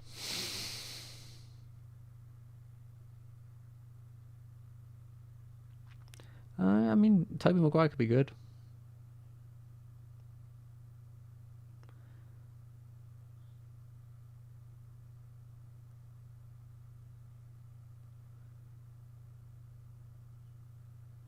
Um, See, I wouldn't mind people helping. The issue for me though is that I feel like part of all right. So this is the plan I had, everyone. So I'll give you an idea of what the idea was. So the idea was, but I have a couple free by frees from people. Some people some YouTubers, some actual actors, of dubious sources, from me. They are, yeah. Don't question where I found out a lot of this information, but yeah. So that yeah, I can't Photoshop too well and talk. It seems. Yeah, so the idea would be that I rate each of their arbitrary 3x3s, really on on the brass tacks of how I feel their taste lines up with, I don't know, whatever I'm feeling at the exact moment of the time when I look at the list. And I have a good list of people. There's probably like 10 of them. I don't know. I've got a good list of them. The problem is that making 3x3s is like really time consuming. If does anyone know like a website where you can just throw in the names and it will like shoot it out for you? If they did, then it would save me a lot of time because I'm doing it by hand in this moment, and it's just like it's really annoying. If there's a website that does it for you, then like I could probably do it today. But yeah, that's up on the table.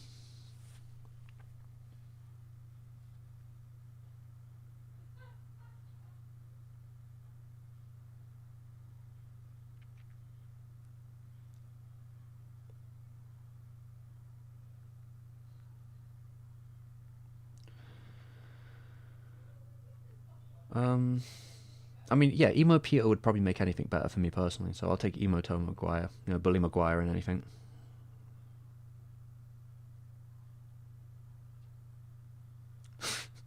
Live action Beastars sounds like it would be horrific, but like you wouldn't be able to do Beastars without it being CGI to begin with, right? You know who should make the live action?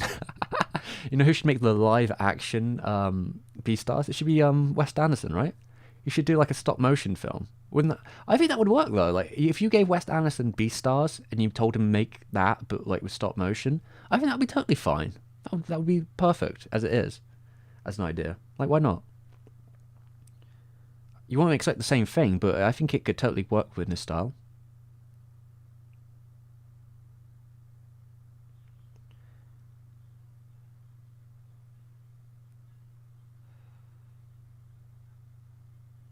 Yeah, I mean, there's always a Warner Brothers Akira adaptation in the works. To be fair, people, if there is a website where they can shoot out a 3x3 for you, and I don't have to like keep finding images, I'll be able to sort this out. But if not, this is a little bit too much on my brain right now.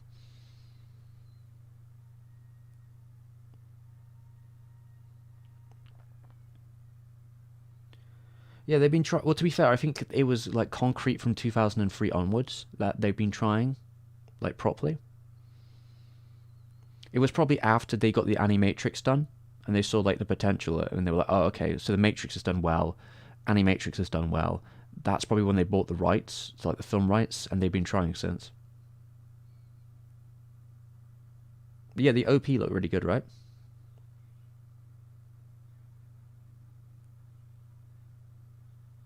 Wait, what's empty?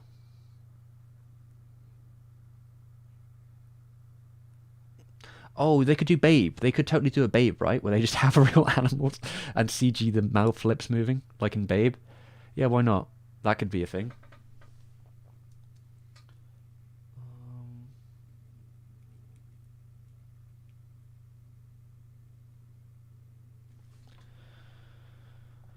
Okay. Pop Team Epic. Okay, I shouldn't say that out loud. Yes, Pop Team Epic is one of the 3x3 category. Somebody really likes Pop Team Epic, and I'm putting an image of that in their 3x3 right now. To be fair, I do have like four or so of them, 4 or 5 of them ready, but yeah, it's just like a lot of the big people I didn't sort out, unfortunately. I was too distracted by editing my real videos to do the shit post. For shame, I know I should have spent more time on the shit post. It's really my fault. I take full responsibility for not doing my work and making this instead for silly reasons. Things I'm also trying to turn them into squares, which is probably a terrible idea. That's why it's taking even more time than just throwing the pictures in a square, like a and a document. So I may have to change that format in a sec. My poor making skills will be on regard. The 3x3 is empty in the link. What link? I can't see the link, I'm afraid. It might be my thing might be if anyone sent a link in there, they might not be able to see it because my chat might be like auto spamming it, and I can't stop it from doing that, I'm afraid. Yeah, I can't see a link in the chat, guys. It's probably been like auto spammed, which I can't. Sometimes YouTube just does that, and I can't control it. I don't think there's anything on my side where that should happen. Like, I haven't got anything set up to do that, I don't think. But yeah, like sometimes it just won't let people put links in the chat. You might be able to get around it by like splitting the link up into like 2 sentences, or just give me the name of the website.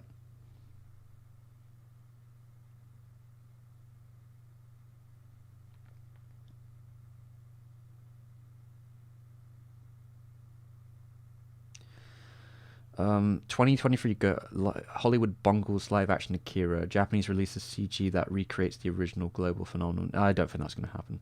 They're going to make a TV show of Akira, I know that much, but it probably will be CG as well. Do the link with add dot like that. Yeah, if you do something like that, it might work. Again, if you just gave him the name of the website, I could probably Google it. Name of the website with some specifics. If it's like, I mean, it can't be too hard to find, I don't imagine. I tried looking earlier, I just couldn't see one that like worked, and I didn't have time to like double check it or anything.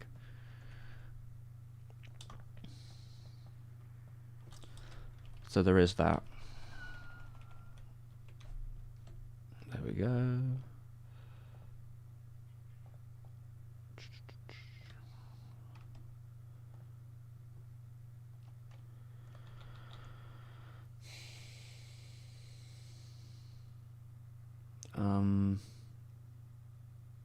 I don't see what worked, so I don't think it worked, no.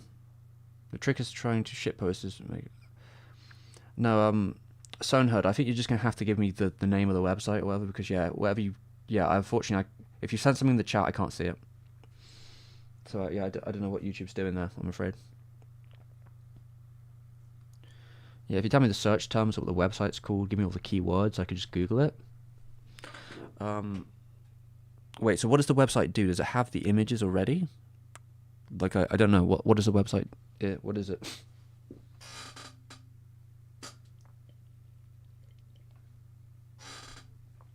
Does it find the images for you?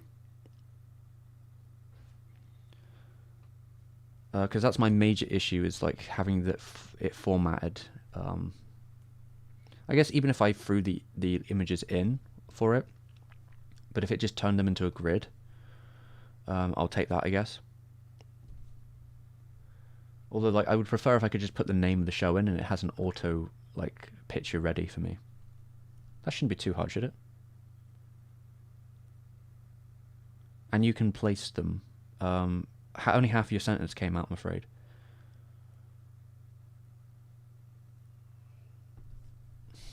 See, I don't know what's going on there. Because, yeah, I'm not doing very good at managing the chat and finding these images. It's my own fault, I guess. I should have done this earlier. I did try and do it earlier. It just took way longer than I thought it would. I thought this would be like, I was like, oh, this is going to be fucking easy. I'll do this in no time. And I'm like, okay, no, this will actually take a lot of time to get right, unfortunately. Yeah, it's my own fault. I was too arrogant about my own abilities, which are way too slow to do anything productive in like 20 minutes.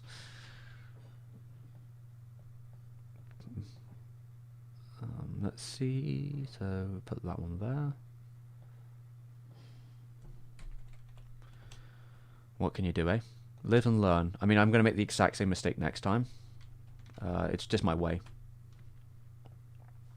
I need someone else to make me all my work. I was hoping someone had already done the work for me. That was the problem. I was hoping people had already made these 3x3s so I could just copy and paste them into a chat and be done with it. But that was just not the case.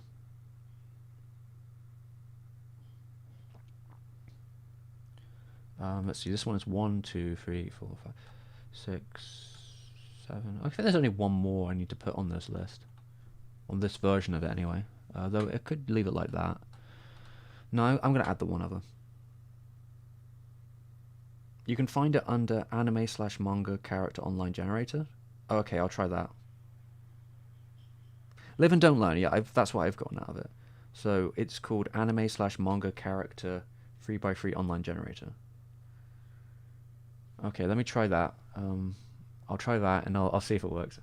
Anime/manga 3x3 generator.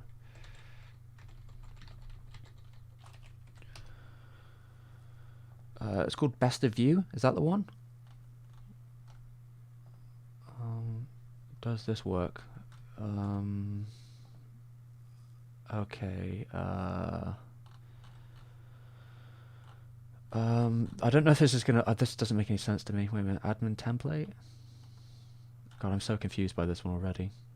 This is not good. I don't get this at all. Where's the options? Anime? What? The fuck am I looking at? See, this is the problem. I went into this and I'm instantly like, I don't understand what the fuck I'm looking at.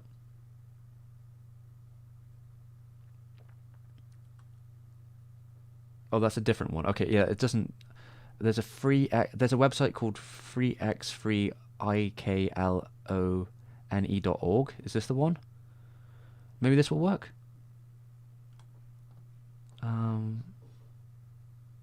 Advanced. Oh god, this is also terrible. What the fuck? Oh my god, this one links to a Mal, but it will do it with your Mal, and that's not what I wanted to do at all. Unless I guess I could find if they had a Mal, you could do it this way, but that's not the case. Yeah, that ain't the case either. Oh my god, this is a problem. I can't find the thing I'm supposed to.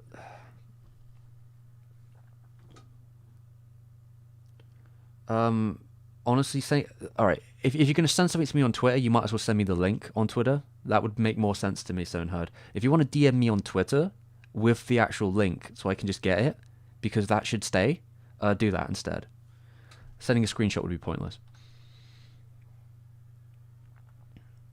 And while you're doing that, I'll finish this last one, but I have to do the old-fashioned way.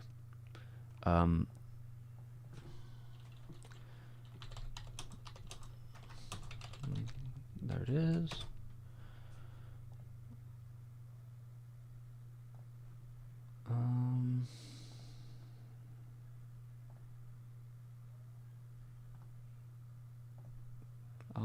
Yeah, so as soon as I've done this.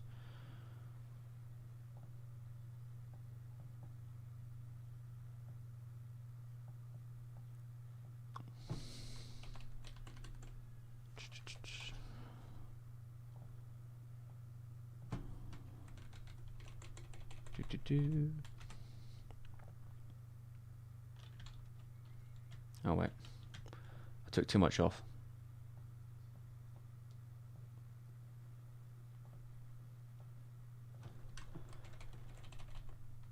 All right.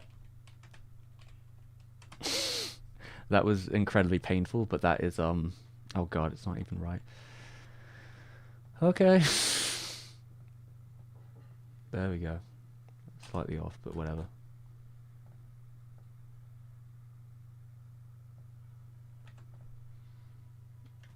No, that took up too much there. Did you send it?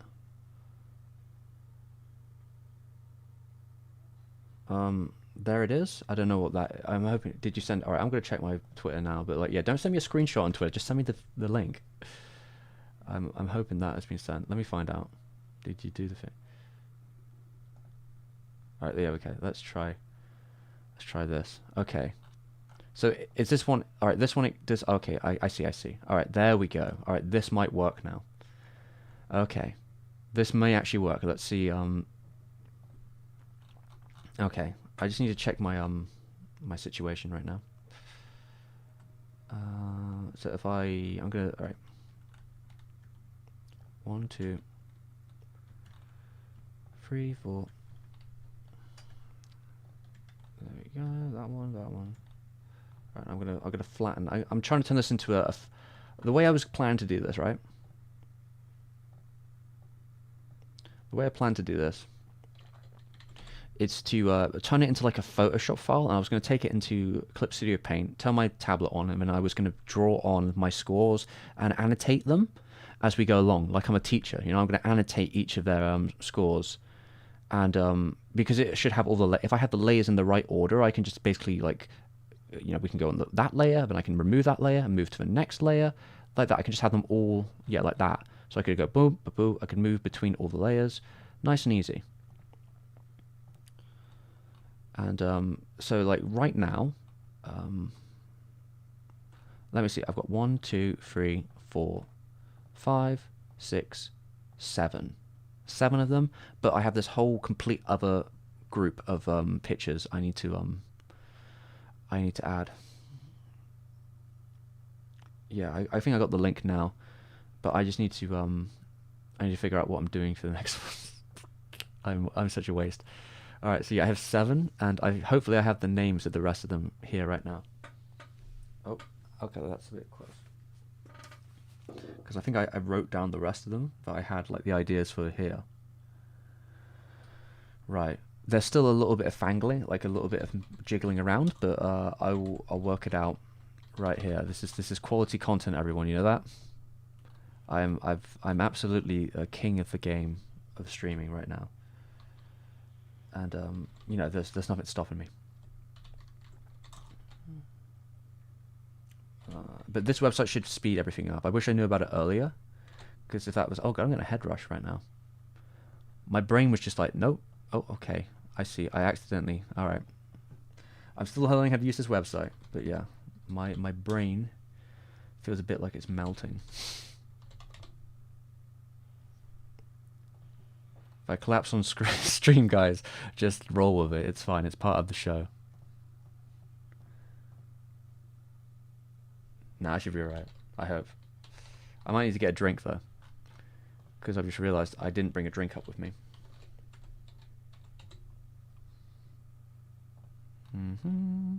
Yeah, this is much faster.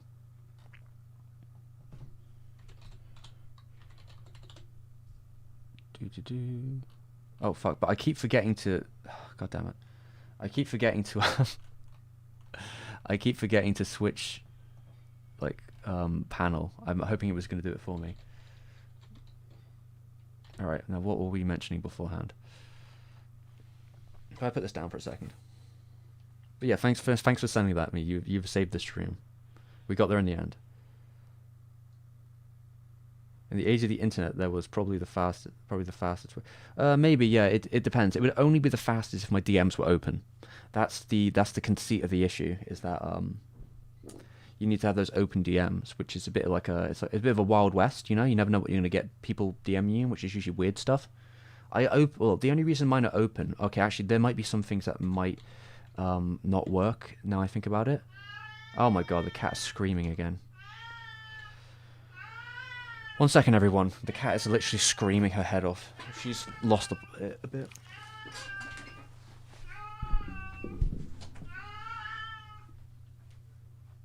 Stop, cat.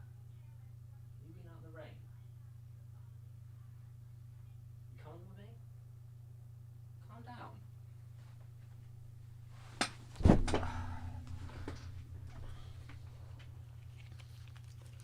A couple of months ago, she just started doing that, and that's just her life now. She just screams all the time.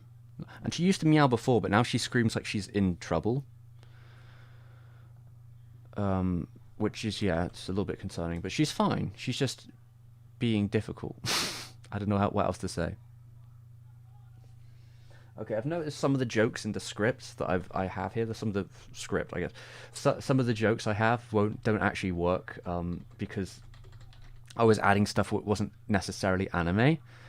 So like I'm gonna have to probably add those myself, but that's a lot easier than just adding, you know, adding them all, I guess. So I'll take having to add like a couple titles over everything.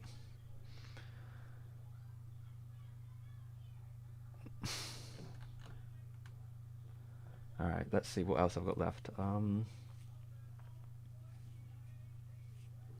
Yeah. Okay.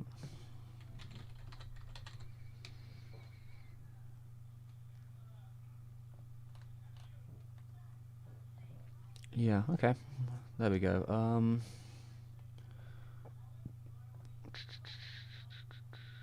Now how do I get it to? Do I just? How do I get it to export? I guess that's the next question. Download image. There we go. Yeah. I'm all right. For this one, I'm missing 2 images. I'm gonna have to add afterwards, but I guess that's better than nothing. Did it download? I think it's attempting to. What are you doing, cat? It's attempting to download, so we'll see how that goes.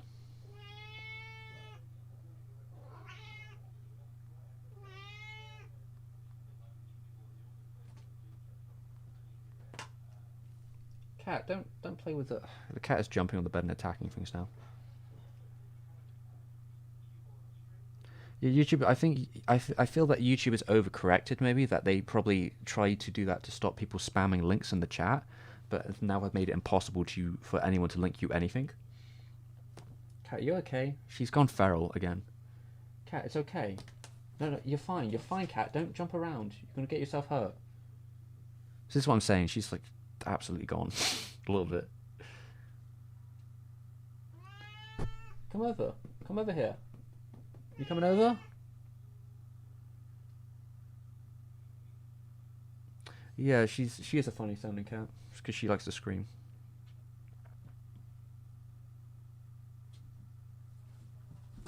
Oh, cat, no! She's hitting herself on the door on the way out. In the cardboard box. The cardboard box is where the cat likes to stay. You see, one of my blankets she stole is in there, and that's where she likes to sleep now, because it's cold and it's the winter. So like she has a nice little box that she likes to sleep in. She doesn't like to sleep in anything fancy. That's just how she is. You know, you give her a blanket with a box in it, and she's happy. And she's screaming again.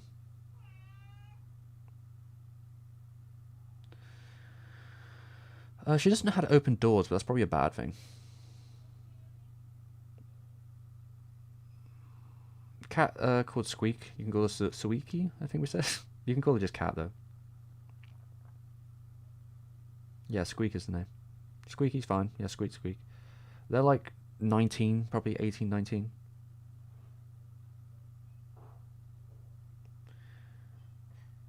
Yeah, the cat is definitely out of touch. All right. Well, for some reason, this is not actually downloading, which is amazing. Yeah, it's not it's just not downloading. That's annoying. Yeah, I don't know what to do about that, I'm afraid. It's just not downloading. It's probably because I'm streaming. Maybe it just won't download the image while I'm streaming. It's not doing the thing. I need to choose a color or something.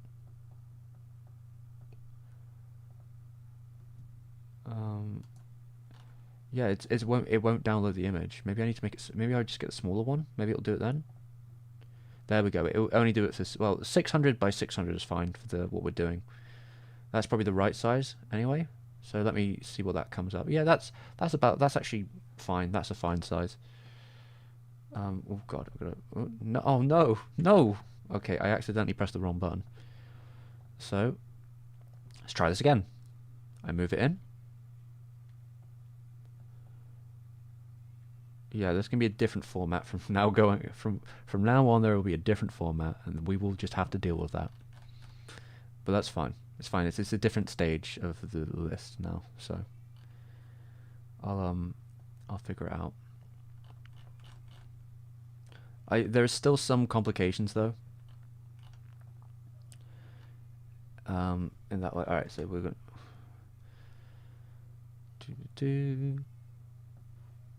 The complications being I still need like images of people and such, but I'll try and figure that out too.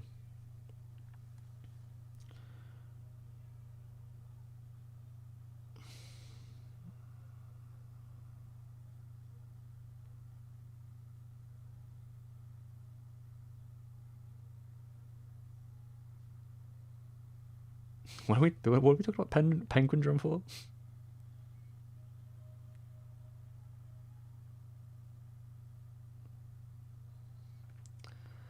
Sin, in terms of paprika, I think I made a video about that. I don't know. You'll be fine. To be honest, I don't think there's like a ton of stuff to get with paprika. Paprika is more about the roller coaster anyway. You don't need to worry too much about like the actual premise of the plot because it's pretty simple. Like the gist of the story wraps itself up. So I don't know if you need to worry about like what does it all mean, when is the dream or not a dream and all that stuff, because that's like kind of that's just what happens. You know, that's just what it is. You'll probably be alright. Right. So yeah, I have. All right. So in the next one, so the way this list works, my dubious claims go to actors. So I think the idea was it would be reacting it was like reacting to the anime tastes of actors and YouTubers. I think what I was going to call it.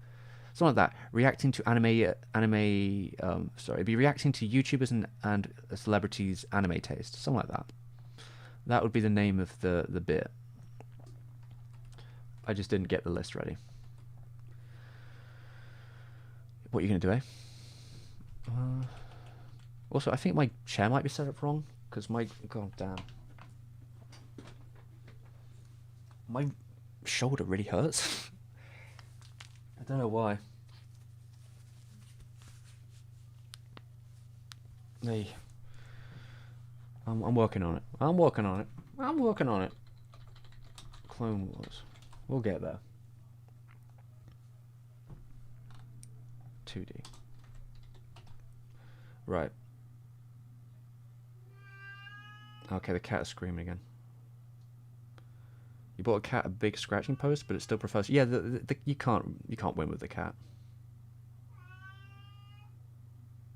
God, my chat's getting really weird there. I just had to unlink a comment that had absolutely nothing bad to say, but it was still like brought up for some reason. It's weird. Okay, I'm hoping I can just find squares. That makes it easier if you can just find a square to add to the... Okay, you're back, are you? So are you going to come in normal now? Are you going to come in and chill out instead of bite things? So the problem is, like, if there's something on the bed, she'll just start attacking it now. When she gets in one of her moods, she can't really see straight. I think it's because she's kind of blind as well. She's kind of at that age now where, like, everything's not working. Bless her. You seem to have dropped one of your claws in the... Oh god, she's dropped one of her claws.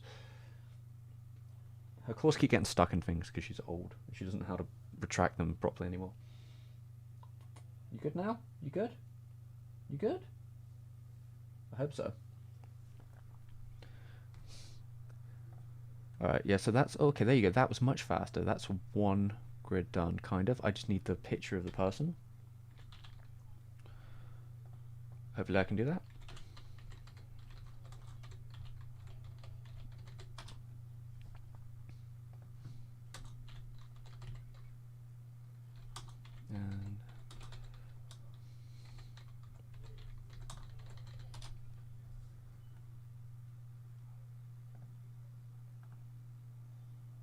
Let's grab that image. But yeah, Cat is back, everyone. Can everyone see Cat? Is Cat in the frame still or not? Yeah, there she is. There you go. See, you're still center frame, baby. What are you doing? You just chilling? She's just chilling. There you go. Hopefully she's now in a nice spot, but we'll see, because she does be a bit wild sometimes.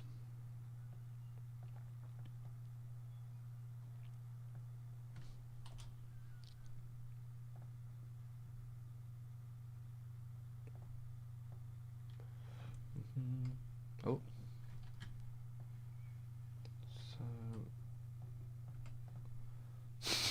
Okay, perfect.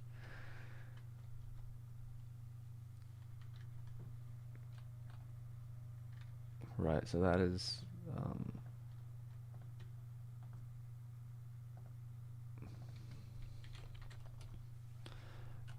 Right, so that is now 1, 2... I think that's 8. Look at you, I'm really making progress. God almighty. Hopefully the next one is easier.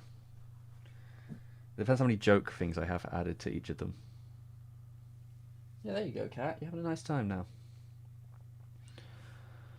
But yeah, I guess I'll go back to what was I mentioning before? Hopefully this works. Um.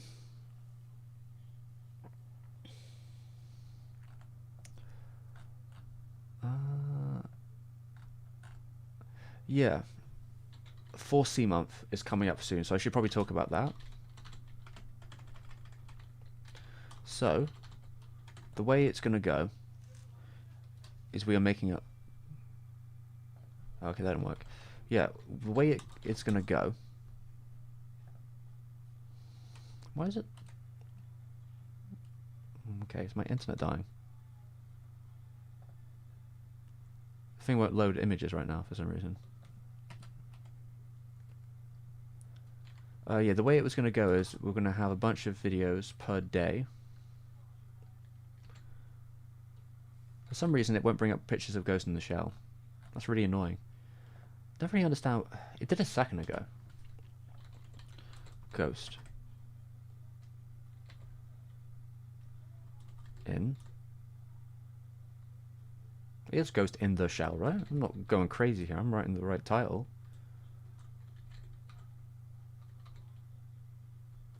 If I just write Shell. Okay, I just wrote Shell and it worked. Okay, that's really weird. Alright, well, there you go. That was annoying. Okay, I found it out at least. But yeah, we're going to have 14, 15 videos coming out next month. So look forward to it, but they'll become one big video by the end. But yeah, I'm just hoping I can like keep up with that schedule, because even for me that's a little bit a little bit much. But I've been working on it for a while. The last 2 months, I've been doing all the prep for it, and we're getting there like really slowly. I think the editing is going to hold me back. I have a lot of drawing to do, so that's the thing I'm most worried about is the amount of drawing, which is why I'm trying to be careful with my wrists, which is still pretty fucked. But you know, I'm doing my best. I'm doing my best with it. We're going to be talking about first day. We're talking about memories, which is the one I'm editing right now.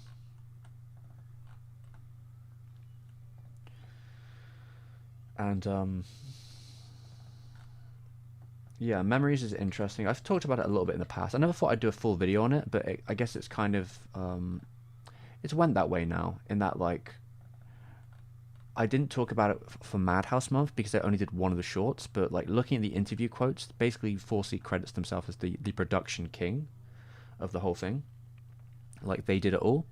They just said they brought on Madhouse as part of their production basically to do the animation in that one section. So it was all on them effectively. Let me check my list. So that was the first one, and yeah, so Animatrix will also be another one of where we'll be doing. And because there's a new Matrix film coming out, I'll probably make that one the last one I release before the big version of the video.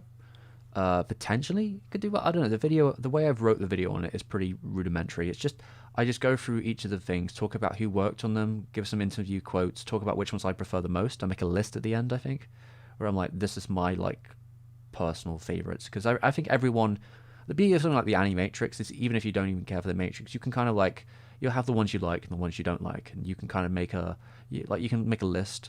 Like I've seen some people being really into the lore ones. There's like 2 big videos that connect together in it, which basically tell like the origins of the Matrix. And I guess if you're like a big Matrix fan, that might be like to you like, oh my god, that's the best thing about it. But I'm kind of more into the more Madhouse shorts, I guess. You know, the ones from Kawajiri and Koike, as well as Morimoto. I actually really like Morimoto's short. Watanabe shorts too. Like I think I'm very like director specific when I watch them. I'm looking at like which director did what, and usually it's the directors I like, which are the ones I've. So you know, I guess it's bias, whatever you want to say, but I think it's fun to see, for sure.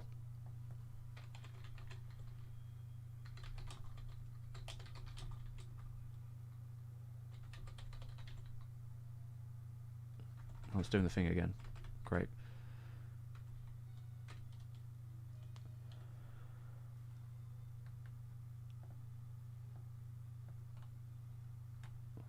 Okay, there's another one.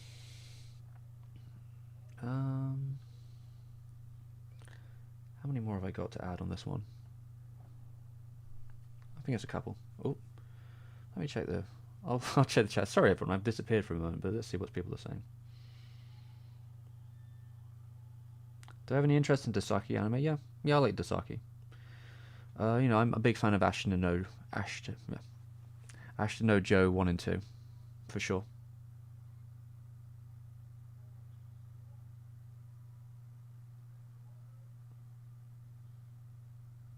Yeah, I mean, I'm not particularly. I'm like. She's like the centerfold. I'm like on the side. Yeah, I mean, I could adjust the camera, but it's cat camera now. She's asleep now, though.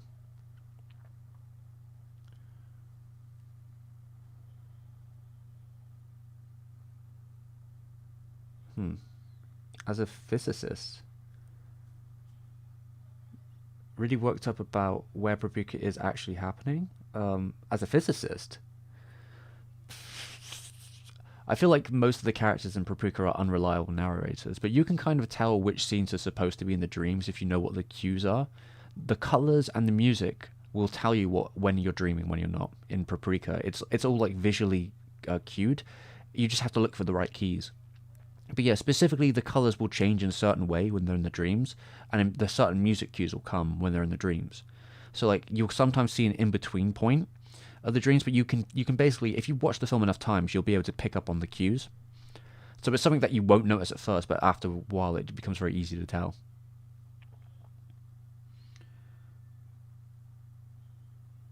The funny thing is, sometimes the cat doesn't want to be on. Sometimes I swear the cat knows the cat level it's recording, so she'll try and be somewhere where it's more difficult for her to see, like for her to see her, and then I have to adjust the camera.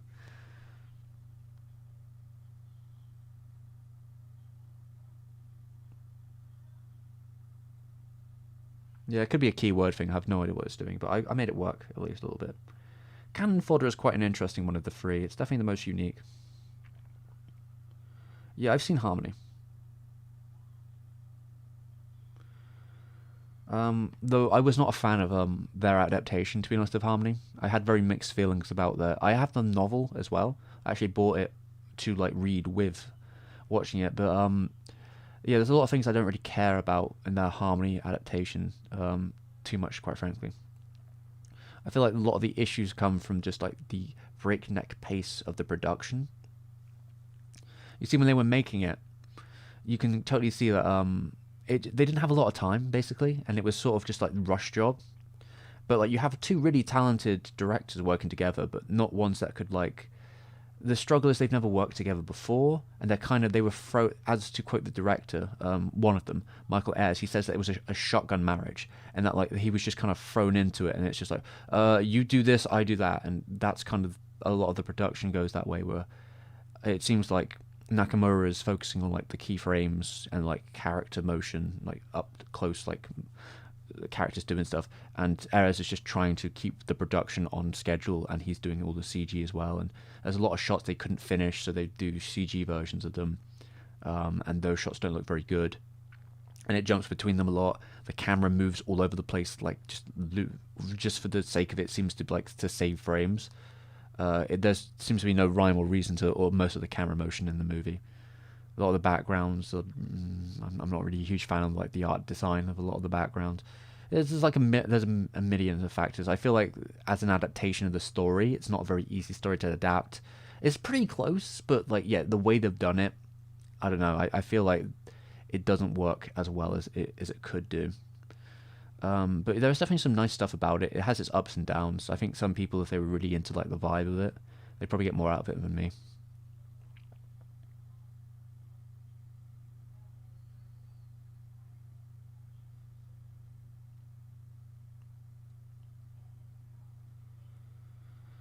Yeah, I mean, I've watched. Someone's asking about Dasaki's shoujo adaptations. I've seen his Aim for the Apes adaptations. I can't talk too much about a lot of his other ones because I didn't have time to watch them, but probably at some point I will. I've seen a couple of his shows, yeah, for sure. Though.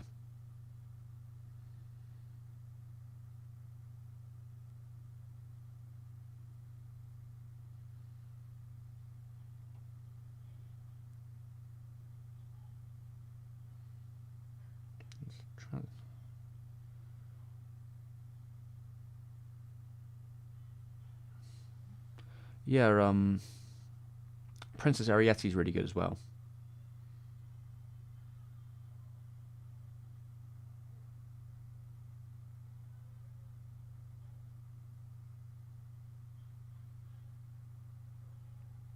Wait, have you finished Seba? Have you finished the film Ariete? What are you saying here? So, yeah, I mean, Ariette's directed by Senao Katabuchi. Now, Senao Katabuchi is the co-director, or was the assistant director on Kiki's Delivery Service. Now, in Kiki's Delivery Service has a lot of impact on 4C because the line producer on Kiki's Delivery Service is Eiko Tanaka. Eiko Tanaka is the second creator of 4C. The two creators of 4C are Eiko Tanaka and Koji Morimoto. Both those people worked on Kiki's Delivery Service. Kiki's Delivery Service is the last time Morimoto kind of dedicated himself to someone else's big production. It's something he wanted to do. I think he was becoming 30, and he decided that he wanted to work on a Ghibli film, something he wanted to do before he moved on and kind of did his own thing. So yeah, he worked on it as a key animator. He had some pretty big scenes in it. Eiko Tanaka was a producer around. She used to work in TV, then she ended up on Ghibli, and then from there she went to work on 4C. She still works at 4C to this day. Morimoto has left. So Kiki's kind of an important thing there. So if you look at it, their relationship in terms of the directors and people they got, there is like you can kind of see the how they get there. So like Sanao Katabuchi working as the assistant director on Kiki, he obviously would have known the producer, or the producer would have known of him. So Tanaka knows of Sanao. Sanao then gets brought on to Memories in one position. He's doing a more background position of that, helping out with his wife. But Morimoto, I assume, also knows Sanao. But he works with them on Memories, and then after he finishes Memories, they then give him Princess Ariete. They give him his directorial debut in terms of a movie.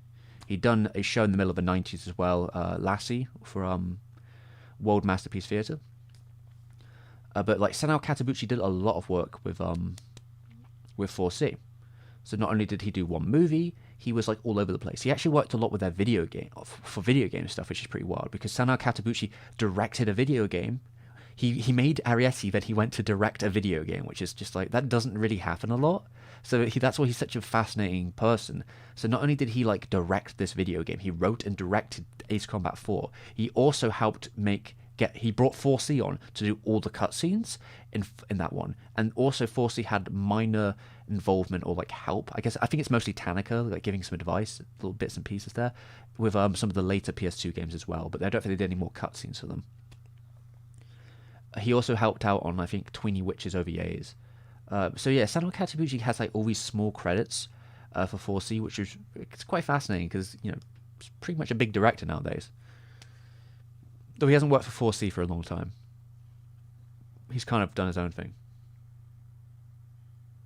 Oh, you are watching it. Sorry, you're watching. You haven't finished it yet. Okay. Yeah, it's a good one.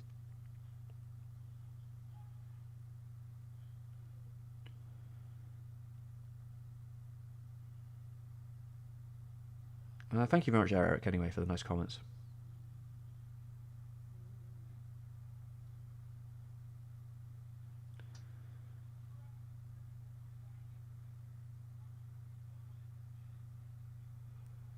Seba, Seba just finished the film. I feel like it would be best if you finished the film. This idea about what you're saying here about the protagonist's development being artificially hampered, I think if that's how you see it, then you're not looking at the whole picture. The protagonist's development has already been hampered by the whole plot of the movie. Like she's a princess that can't do anything. She's entrapped in the whole relationship. The whole point of all right. So the reason they do this, and like it's harder to maybe see if you haven't actually read the original book like I have, but the reason that they turn her into the stereotypical princess through the curse, in some factor is I believe it's an intentional decision in the parts of the creative team because there's something about the book which perhaps wouldn't translate as well into a movie, especially with the tone it has. In the book, there is no curse for the princess, but she kind of just does what she's told, which for the character they've created in the movie, doesn't really make sense why she's doing that.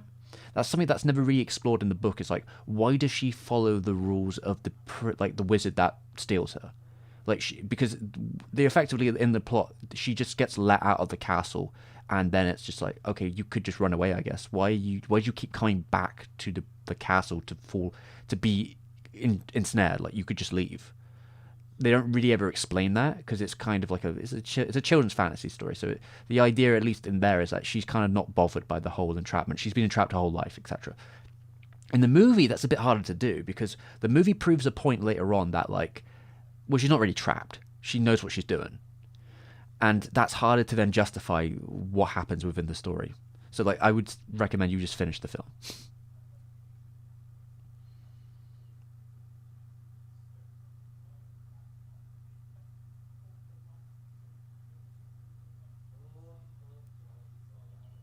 I mean, when you're dealing with magic people, that's how plots work, right? Magicians. Anyway,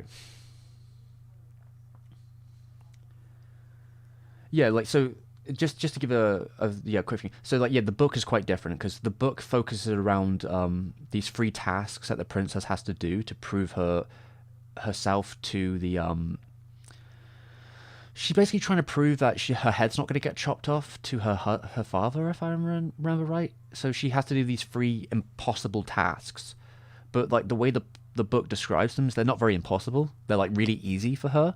So this is why it's harder to turn that into a film, because there's, like, only one difficult task that's in the book. The other two are kind of, like, trivial. One of them is actually it's interesting. One of the scenes is actually from Ronya the Robber's Daughter. I believe that they maybe came out around the same time, but there's a scene which is effectively just there's a part in the book of Ronya the Robber's Daughter. There's a part in the book where the two children, they basically have to, like, catch a horse. They have to, like, they find these wild horses and they turn them into their own.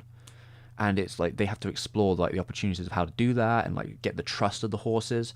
So they kind of do, like, a very fast version of that in the book, where she finds this magical horse or whatever. It's like the amazing horse, and she has to, like, figure out how to break in the horse. But it's very, like, very quick pitch. And then also there's one where, like, she has to go to some well and pick something up in the book. This doesn't happen in the film. It kind of, there's a different version of it in the film, but, like, there's a bunch of snakes, but, like, and she has. This is the one place I will critique the film for. In the book, she has a snake friend that lives in her pocket and talks. That's pretty cool. That's not in the film, so that's my one major problem with the film. She has no snake friend that lives in her pocket.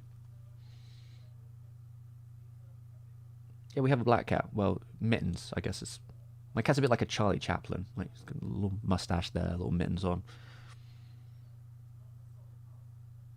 Oh, have they finally released the Future Boy Conan G Kids thing?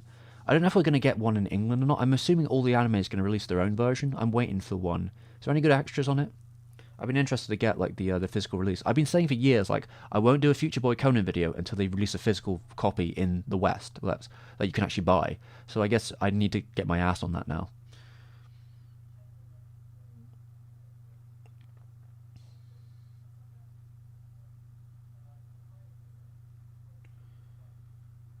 Um,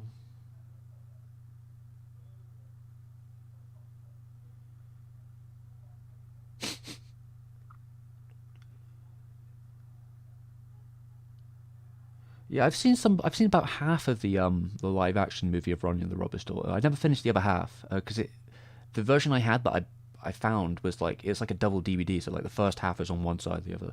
So I watched, like, the first half of it. I've read the book. If I'm trying to remember if I finished the book. I'm pretty sure I read all the book, but, like, I saw the Goro's adaptation. Pretty sure I read the book, but I tried to watch the movie and I got about halfway through. I don't think I finished it. I was kind of. I mean, I guess it's the conceit of it being a film, but, like, I feel they rushed a lot of the children's relationship a bit too much at the beginning. The relationship between them becoming friends, to me, is quite important. Um, but they had to, like, really speed it up, which was kind of disappointing. But, there's a lot to tell in the story.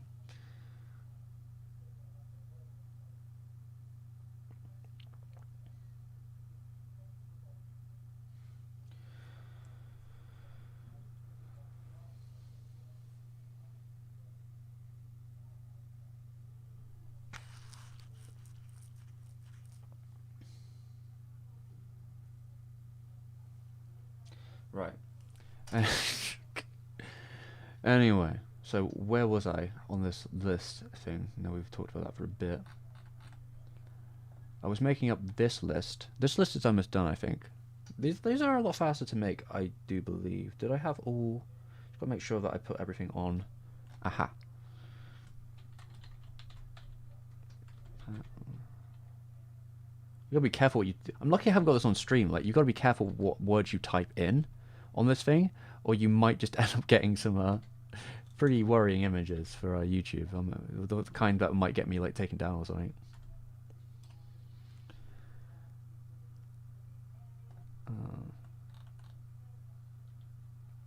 Let's put that there.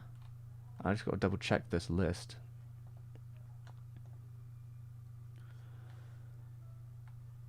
I think I've got this list right. So I'll try and download. I'll just double check it. Yeah, you got. They do have hentai on here too. So, all right. So the Conan Blu-ray comes with what 16-page character art book. That's okay. The promotional trainer. If there's nothing else, then I probably won't get the physical release then. I was hoping they'd have something else with it. I don't know if there's too much info out there on it. Like, there's some side stuff I remember hearing before. I'd have to look at, like, it would probably be, like, Otsuka. I'd have to look up Otsuka interviews, because he was, like, a big proponent on it. I don't think Miyazaki's talked about it too much. Probably some notes on it in, like, my starting point book. I don't know if there's a huge amount of information out there about the production, but I'd have to have a bigger look into it. I know the starting point book has some stuff on, like, what it was like to make it. Yeah, and I'll have to find some interviews with people who actually worked on it. Oh, sorry, Harmony's not a manga, it's a book. It's a book by Project Ito, who was a writer inspired by Hideo Kojima. They were good friends. He used to write fan fiction for like Snatcher and Metal Gear. He wrote the novelization of Metal Gear Solid 4, and he released 3 books in his time before he passed away of cancer, unfortunately. That would be Genocidal Organ, Harmony, and another one I can't remember the name of.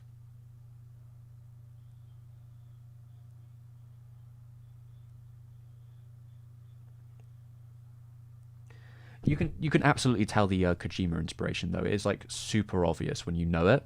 When you know with when you know with Project Ito, because you can just tell that, like, you could just throw the Metal Gear music over the scene and you'll just understand when it's, because like a lot of his work is just people like talking at you, like with like really big dumps of exposition about like conspiracies and philosophy, where they're just like, the government has been hiding this underground interruption service broadcaster where they channel stuff into your mind using telekinetic waves, and that affects your harmony drive, and that will then affect, this is why people are committing suicide in mass in this version's thing. They've hijacked the wave system to then make people control people's bodies, so then they will kill themselves, so it will create a riot, and we have to stop it because we're a secret organization of people who work for Interpol.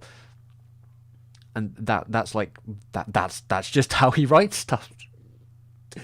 And then sometimes when people will go into these long esoteric things where they'll quote books and talk about the society or something. Yeah, telekinetic waves, there you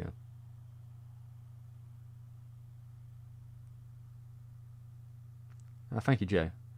I'm glad there's some release in this me just like losing my brain waves a bit, which I have been, it seems, today.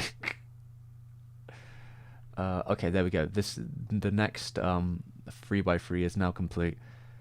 Kind of. I'm gonna shove it in here. Oh fuck! Oh fuck! No! Fuck! God damn it!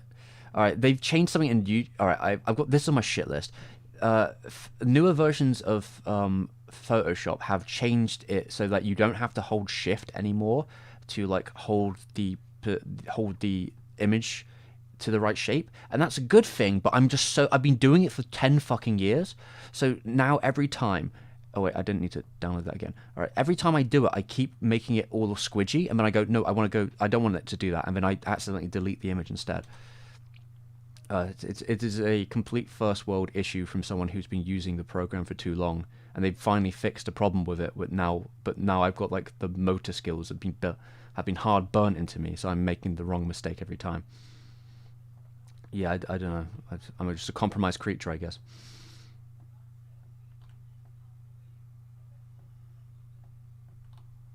Right, let me move that down. So, oh, no, not a group. God fucking damn it, not a group. I just made a group out of nowhere. Alright. This is Keanu. There we go. That's his list. But I need to add his picture.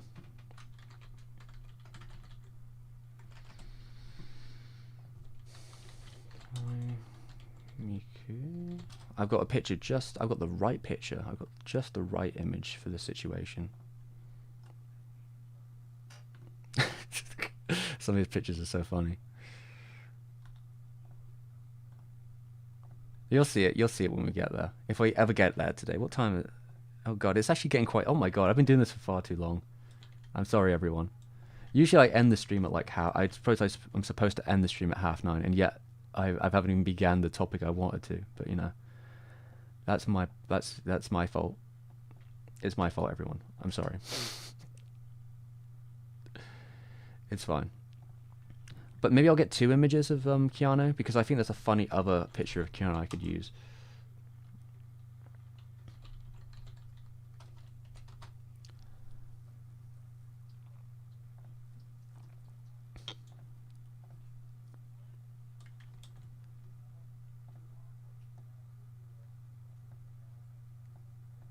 Yeah, if I get both of them together, that could be cute.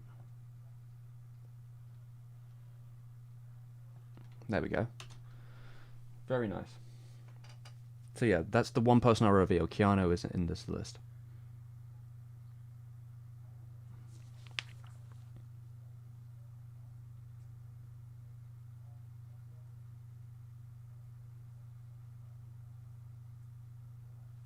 Yeah, there's a ton of like conspiracy stuff within it. I think that Ito doesn't quite do it the same as Kojima in some ways. I feel like he doesn't quite have all the flourish of it, but I guess some of that might be the adaptation. I think that the book reads better.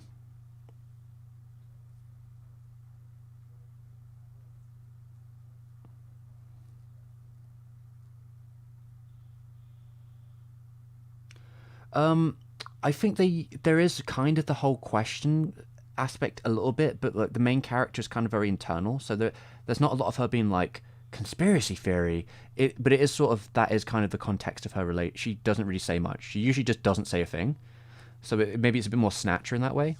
But yeah, like there is a sort of questioning element to her a little bit. But yeah, it's mostly left just to let the other person talk usually. And then it's inner monologue. There's a lot more inner monologue, you could say.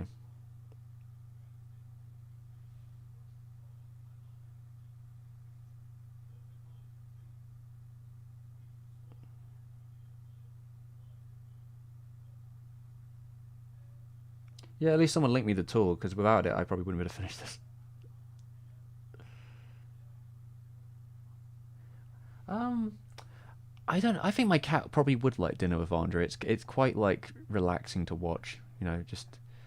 But she doesn't understand a word they're saying. But like she'd probably.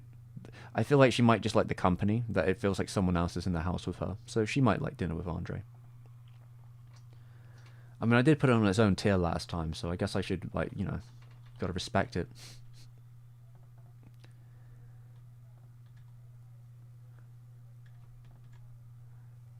Right, I gotta. Okay, I have to add my secret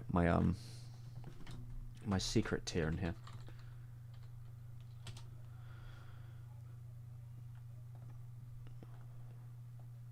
So yeah, this is the secret item I have to add to this one tier.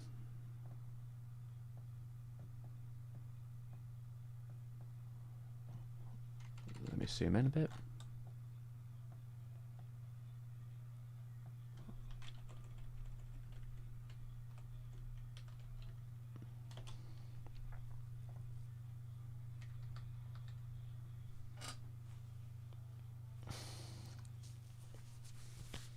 Yeah, there we go. Perfect. That's one more. God damn, this is going way too late. What have I done? What have I done, everyone? I'm sorry. Right.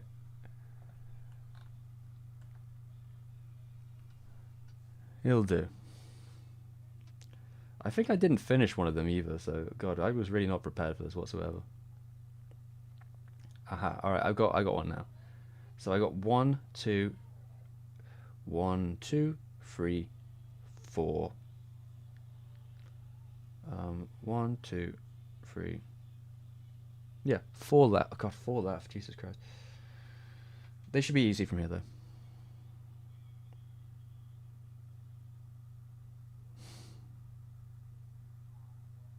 A proper A, lol. Yeah, I mean it's alright. I mean Din of Andre is like a very it is what it is. Like I said, I don't know if I think it's the best movie. I think it's interesting though. Like to me, the Andre conspiracy theories can be a bit much, but you know, uh, it is kind of relaxing in its own way. I like the actors. I mean, I like Wallace Shawn a lot, so you know, I give him a lot of leeway, I guess. Right. So now I got to. Okay.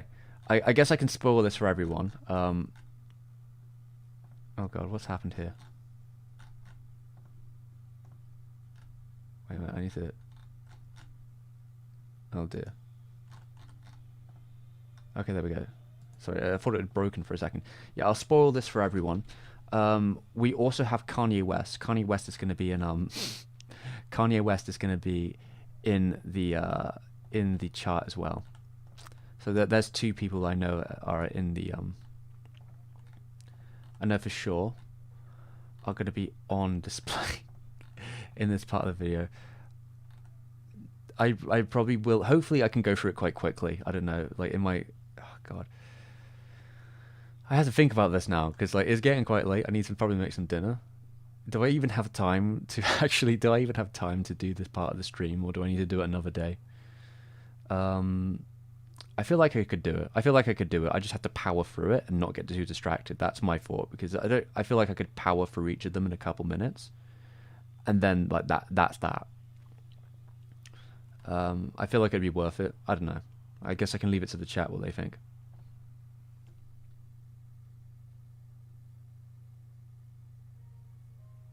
Did I write down? I don't think I actually wrote down what the. All right, let me. Oh wait, maybe I wrote. All right.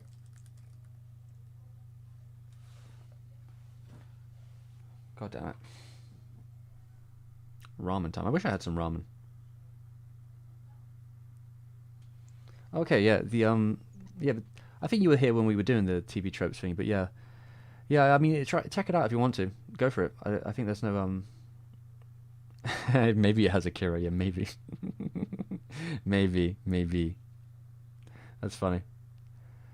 Yeah, I mean, like, I was quite cathartic going through that list, even though it was really silly. Like going through all the just like yeah, just the absolute madness of going through a TV tropes page with like how completely unsighted it is, but also just how much of it is just repeating itself on demand.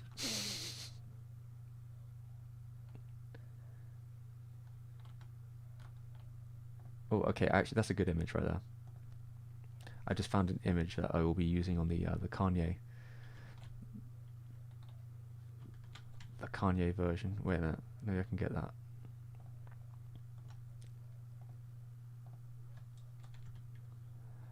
Has anyone ever seen? I'll probably show it to everyone in a bit. Has anyone ever seen the Kanye's infamous tweet about Spirited Away?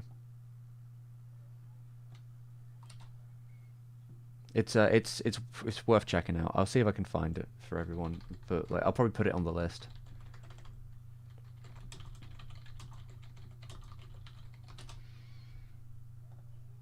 It's such a banger. He like well, it's from what, 2011, and he just tweets out to everyone, "No way, Spirited Away is better than Akira. No way. Sorry, was just looking at a YouTube of top 10 anime films." He's probably talking about the Watch Mojo one. Um, yeah, it, yeah.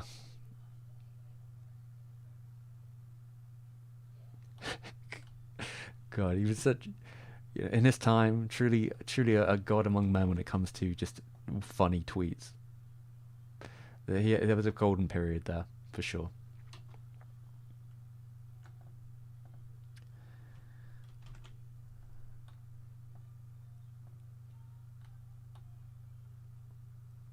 Right, now I need to remember what got there was. All right, there was a bit I had here, but I needed to. Okay, that's what it's called.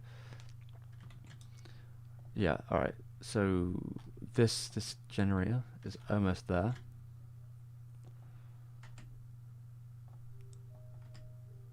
Oh, okay, that's amazing. Uh, so the bit I want to do here, I guess the anime is too obscure because this website doesn't have any images of it. So I guess I'll have to find it myself. But I got the rest of this chart. I got the rest of it at least. So there's that. Let's see. I wonder if there's one that has the name of it on it because it's quite obscure.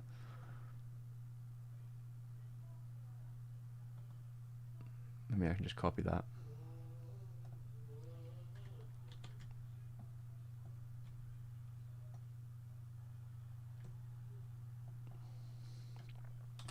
Oh, fuck. Okay, I accidentally deleted it. Amazing. Canada, I mean, Canada's passed away, I'm afraid.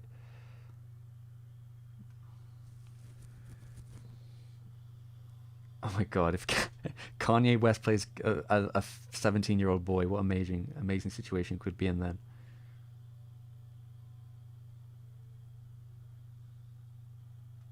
Dinner with Condre. Dinner with Kanye. Condre. Nice. Dinner with Condre, or the fusion of the both movies. Yeah, Dinner with Condre would. Dinner with Kanye would in itself probably be the exact same movie though, because it would be like a mixture of whatever like Kanye's conspiracy theories, philosophies are, and you just sitting there being like, okay, Kanye, okay, okay. He'd say some wild stuff. It's true. He'd probably talk about how he was crying that one time, and maybe about the giant monster he saw during Christmas Eve or whenever it was. I forget the specifics of that one. Right, this Kanye one is basically done as well. So let's grab that. I guess at this point people have stayed here long enough. I can tell people at least who is being featured on some of these because I think that makes it more fun. At least it makes you a bit more involved in the process. Oh god, it's taking me so long to do this.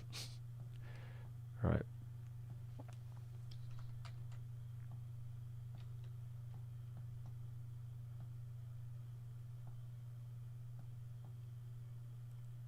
There we go. That's a very funny 3x3 looking thing, but I guess at this point doesn't matter. Doesn't matter. All right, let's just maybe like that. There we go. So I put those together. I think that's right. Let me just double check. I think it's those four.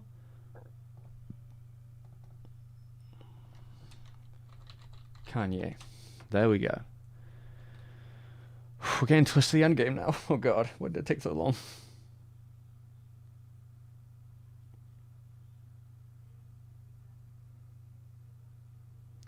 Yeah, I mean, it's just funny. It's just a funny tweet. I wouldn't take it too seriously. He said he said way. I've got the tweet in front of me. It said no way.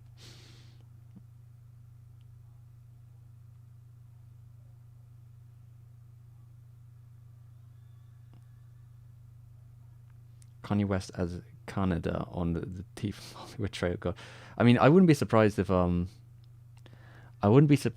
Kanye West was doing the soundtrack of the movie by Warner Brothers by the end. I imagine that's something I could totally see that happening, like Kanye West doing the orchestral soundtrack of Honestly, I wouldn't even be against it. I think that would be kind of interesting. Like you get like Kanye doing like My Beautiful Twisted Fantasy, but like for Akira, that kind of score for the film. I don't know. That could work. Favorite anime character? I don't know. I haven't thought about such a thing since I was like 16.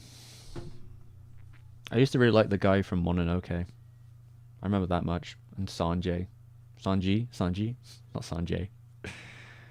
Um, yeah, I can't remember who else I did. Some people I probably wouldn't stand by anymore, to be honest, because I'm not 16 anymore. I'm trying to think. Yeah, I don't know. I don't know who I'd put as my personal favorites or anything. Nowadays, it's a different world. Because what I think is like a character I like and a character I think is engaging are two different things. Well, I see. I've just completely changed. This is amazing because like I have no consistency now. Like the further you go through here, like you could just see the consistency is completely gone of like where things are on the page. That's beautiful. That's a beautiful thing to see, everyone. Do people still hate Shinji? I thought they were kind of past that now. I don't know. I always thought it was like a little bit like babyish to like complain about Shinji as much as people do. It just kind of comes off as like you in poor taste. It reminds me of how like back in the day everyone used to like hate Raiden in Metal Gear. But like the reasons they used to hate them were like incredibly homophobic. They were, it was all like he looks like a girl. He's got no balls. He's lame. He's like he's a bishy boy, and like he's not like cool Snake. It was always a bit like I mean I feel like Raiden works perfectly fine as the protagonist for Metal Gear Solid 2. Like it works there. Like I understand if they feel a little bit underwhelmed personality wise because at that point he's a bit more of a blank slate than Snake is. Though like as the series has went on, they've kind of evolved him in such a way where I feel he's kind of like a fan favorite now. So like these things do change, and I think people have appreciated the transition more now that they've had the time to think about it, and maybe that like people who aren't like 14 and now aren't leading those discussions anymore. So like there is that.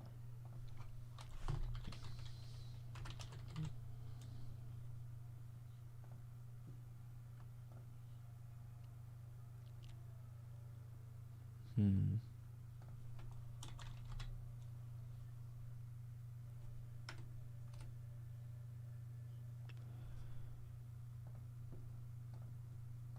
Okay.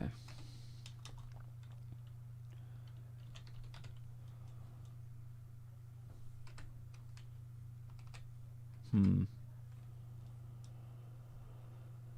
Yeah, this website's a little bit weird when it comes to picking out specific titles a little bit, but I'm working with it. I'm working on it.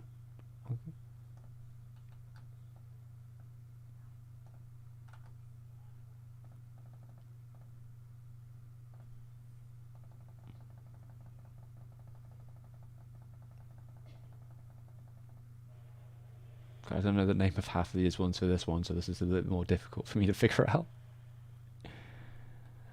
I guess I just gotta flag it. Let's see.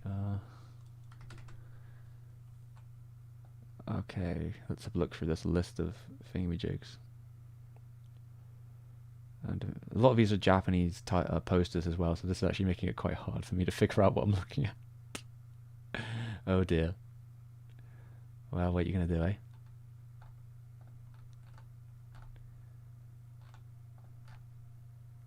Um,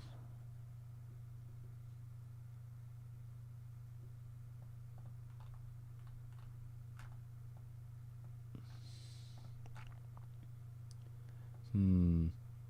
Hmm. All right. What are people saying now? I feel like I'm just losing the plot. Yeah, Raiden. Raiden from Metal Gear Solid.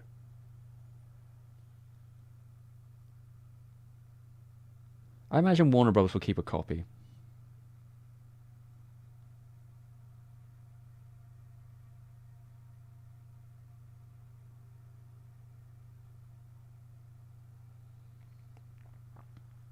Shinji emulates Utena in the rebuilds. I mean, does it matter? Does it matter? I don't know. I don't really get the point. Like, does he? Um. Okay. I've got to think about what do they call these things? Platinum? Maybe. Um. Go. Movie? Maybe that will help me. Okay, they made that probably works. All right, that will work for that one. So that's another one done. That one's pretty quickly. That was a lot easier to do. I just need to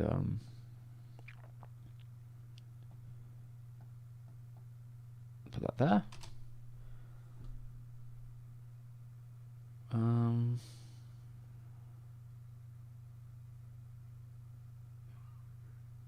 If you wanted something from a product, you got something other than... What product are we talking about? I'm way behind here.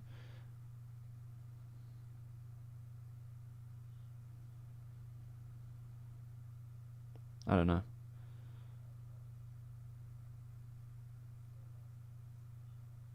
The Utena series finale? Oh, what, the episodes? If you say so. I mean, Arno's like a fan, isn't he? He's like a fan of the Utena director's work. They're friends, aren't they? So maybe they're digging from the same sources. I don't know.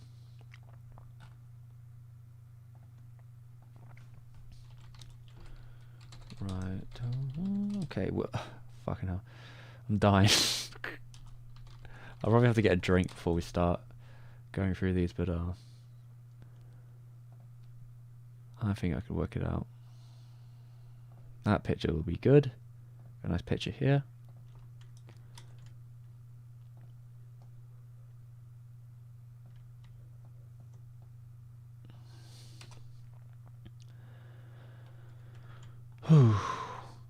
God damn, these things take forever. Alright, so I'll put him in between.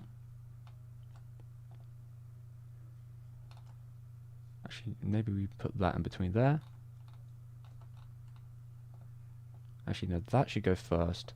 Then that. There we go. I think, alright, that works for me.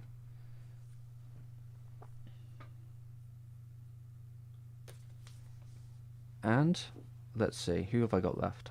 I feel like I've only got 2 more left. Yeah, for sure. We've only got 2 more. Although, oh god, I didn't actually pick out all the choices. Oh god, that's a failure on my part. I forgot to finish this one. But I'll figure out. I just need to add 3 more.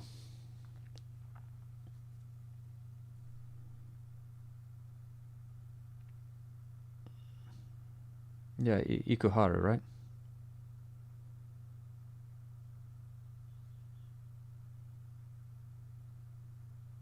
Hello to what does that say? Is that Ray? Is that Ray A? May E? Alright, my Japanese is really bad, so like I apologize if that's not right.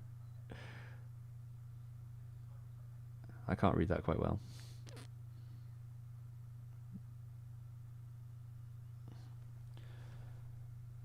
Okay. I need to add background to this one. And then we'll do. Oh yeah, we were talking about 4C earlier, so like I'll go on a tangent for 4C while I'm figuring out this final one. Alright. So yeah, I've been watching through a lot of them. Attack on Kin Street came up. I'm not really sure how to like talk about it. Well, I know how to talk about it, but it's a hard one, I think, to market in terms of like title, which that's probably similar for a lot of them, to be honest. In terms of like, what do you even say? That's not always the easiest thing to come up with.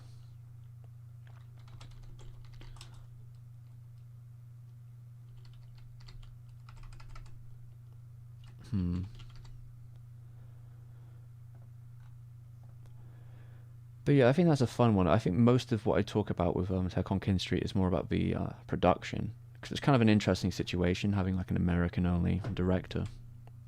But they have a ton of other people on it who are like really good, and like even stuff like how the project came along are pretty cool stories in their own right.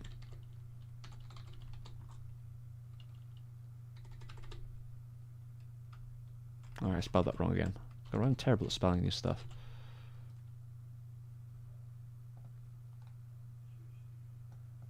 There we go.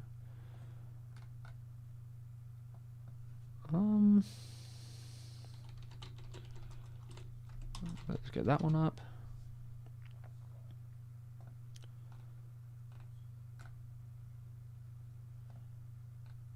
There we go.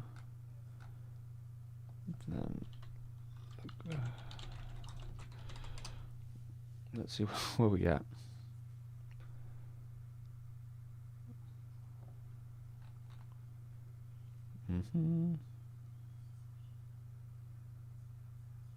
So Fukuhara is just doing his own thing with the movie, is he?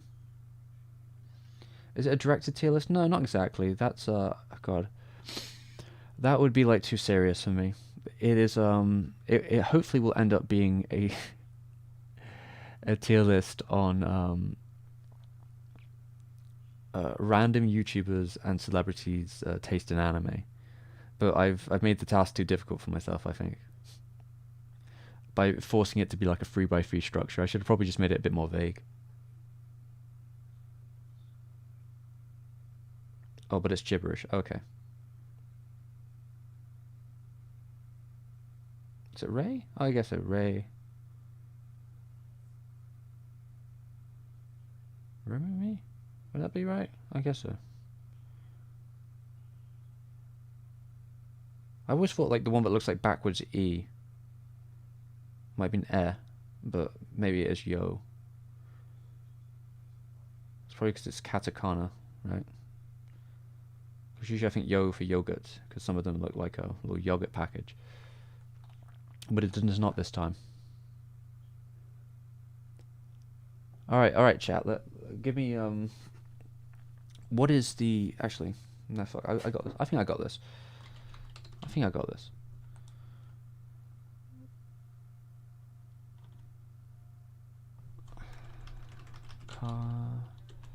I was going to ask what everyone thought the most, like, moe show of all time is, but I think I could figure this all out.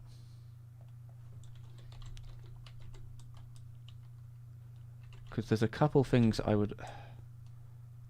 Hopefully I can just get through it very fast. Right.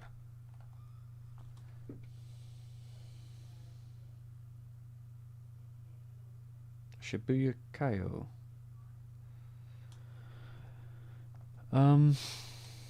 Yeah, I think I've got the... Angel's Egg is very moe. Yeah, you're not wrong. It definitely is. It definitely is, for sure. Though I'm looking for something a little bit more pink. No, I think dead serious. Like, Angel's Egg is absolutely moe. There's no way around it. But yeah, my brain is melting trying to... What else did I put on this list here? I had like a list of things over here. Oh, what was it? Girls on Tour. But I don't know if a photo wasn't coming up a second ago. So maybe it wants me to put the Japanese one in. That's kind of annoying.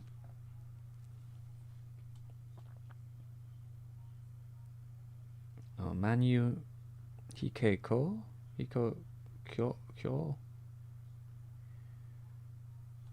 I mean, I can type in and see what comes up.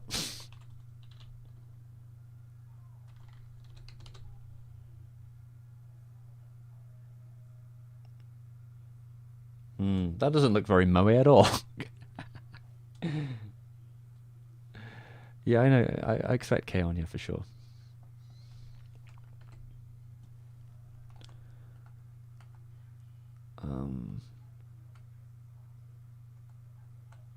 But I've already got K on the list.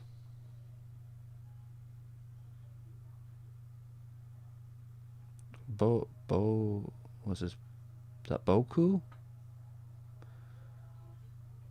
Is that Bokeh? Boku Bokeh, okay. Alright, Boku Bokeh. Have a good one. I don't know what a TikTok song is, I'm afraid. Boku no Iko? Is that a thing? That's my series for Slice of Life, 6 characters. For me, probably. Oh yeah, Asamanga Daioh. That's a pretty good choice.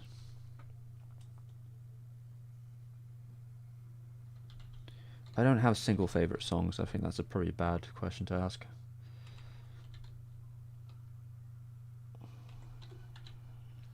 It's like, you know, name one song. I couldn't even do it. I couldn't even do it if I tried. That's how they defeat me. They'd be like, oh yeah, you made videos about music? Name one song. And I'd be like, I'm gonna just die instantly.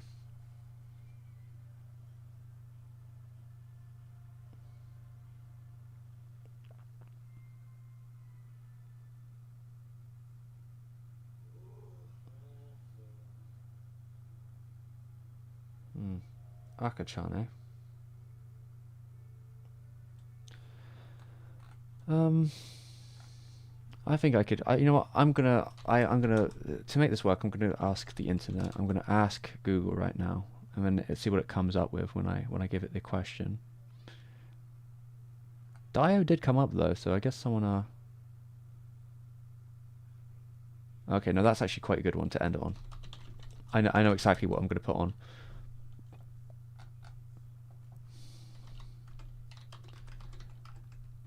God, what time is it again? Jesus Christ. Okay. Oh dear Lord, I've went way too long. All right, this is okay. It's okay. It's okay. I'll figure it out. All right. That is this one done. What have I done with my life? I would truly question all my decisions in life have came up to this exact moment of me questioning everything again. God, where are you? Come on, play the game with me. It's not sending me the thing. I hate it when it does this. All right. What if I say loady noise? Please send me the JPEG. Tisk tisk tisk. Won't even send me the. Oh God. Speaking of which, I can hear Kanye coming from downstairs. I better close the door or I'm gonna get copyright claimed. Yeah, for whatever reason, it's not letting me send the image. It's not coming through. For shame. For shame. I'm afraid. The problem is now I'm afraid of like resetting the page because I might lose everything I just did. Please, just send me the image. Just send me the image, please. I'm begging you, just send me it. Or I could just take a screen cap of it, I guess. It might be a little bit of poor quality, but all right. Let me just. I'm gonna. Sometimes you just got to do it yourself, you know, feign a snap style. Oh wait, oh, fuck's sake. See what I do. All right, let's try it again. Take another screen grab. There we go. Nope, not like that. All right, and I'll put that in. Yeah, that came out not too bad. Move it. Oh, okay. I'm stretching it again accidentally without meaning to. Oh God, what have I done? What have I done? What have I done with this? I hope I have the energy to actually like present this list, because if I don't, I've just wasted all this time for nothing. All right. I think I'll struggle, to be honest. All right, and let's have a look if I can find the image I want to go with it. There's a really iconic image I want to put in with it.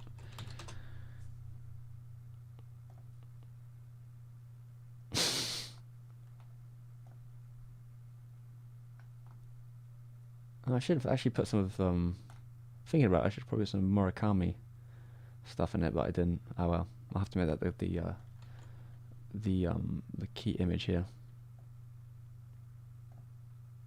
I'll make it the display pic. There we go. Put that in that corner there, and put those together.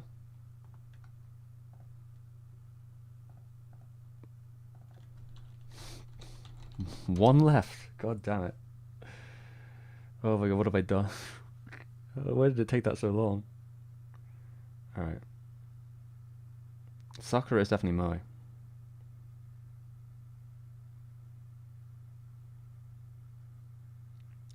What do you mean by feel weird? That's a strange term. Do you feel weird when you look at like cute cats or something?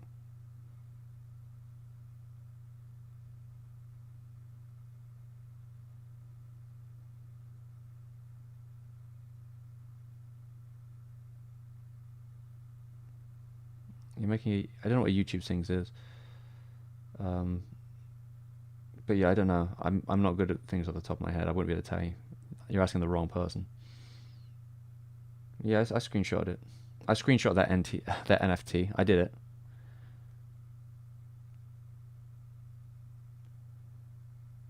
Yeah, I hope the anticipation is worth it. I still actually. All right. You know what? You might. Oh fuck. Honestly, people. Okay. Maybe I need to make a compromise with everyone because I'm realizing it's only getting later and later, and I've realized I might need to make a thumbnail for it, and I was like, that's going to take like another ages to do. Like at minimum, it would take me like half an hour to make a thumbnail, and I'm thinking I could probably make the thumbnail later. I guess I would just have to change the title and thumbnail of this stream to something kind of shitposty. I could probably do that. That is I am, but we are on the end game now, and the end game is a lot easier to do, but it has to be done custom. It needs to be a custom one, I'm afraid. It's too specific for it not to be completely separate.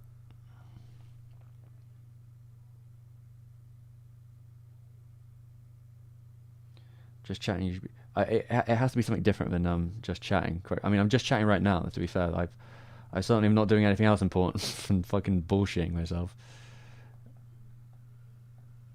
But yeah, I will have to probably change the title, and I will change the thumbnail to go with it. I would say. And I got an idea for this one. It's a bit conceptual because I'm bringing a heavy hitter into it, a very controversial figures of their 3x3, or like it's a little bit different than a 3x3 because let's just say like when they made their 3x3, you couldn't make a 3x3. Let's put it that way. So it's a very different take on it, is what I would say.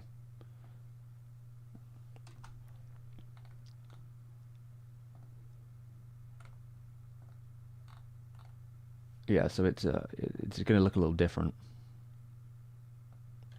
which I think it's okay. It's okay to look different sometimes, but I want it to represent the time period quite well.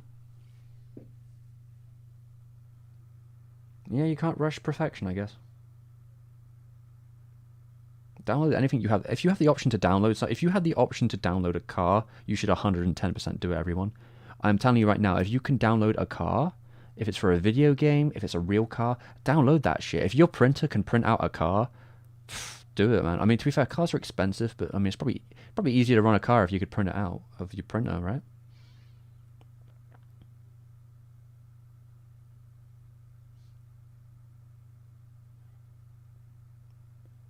If you could download anything, you should absolutely 110% do it.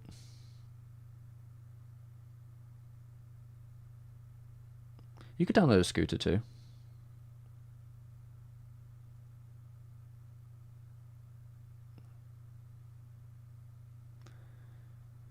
I mean, all right, here's this thing I heard the other day. I can't really verify it off the top of my head, but does anyone know that, like, back in the old days of MTV, all the music videos were given to MTV for free? Can you imagine that shit nowadays?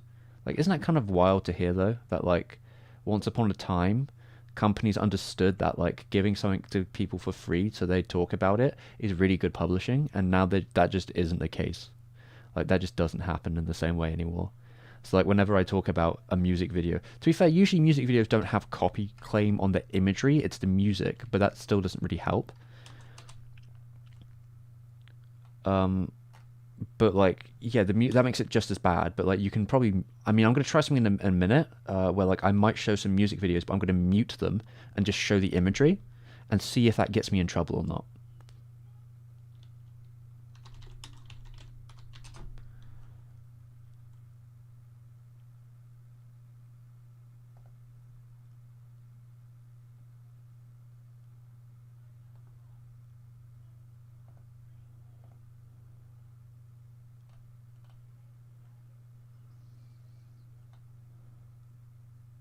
Alright, I have the perfect picture for it too.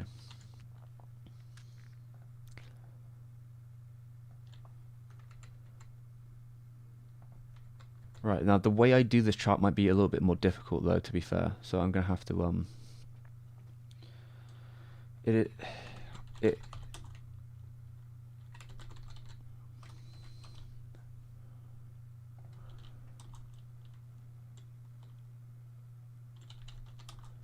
God, I gotta remember what they call these things now.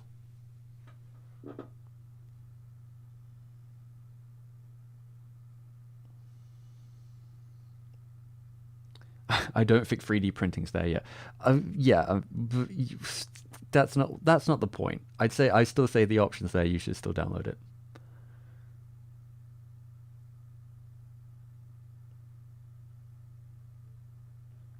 They did that to sell CDs. Well, yeah, but the thing is, you still, the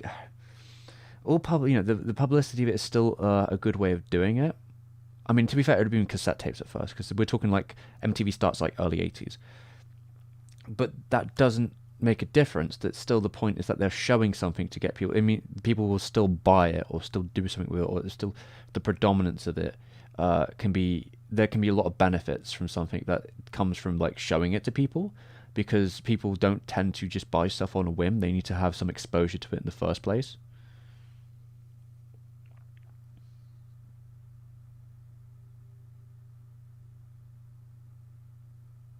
Someone downloaded Lamborghini. That's pretty funny.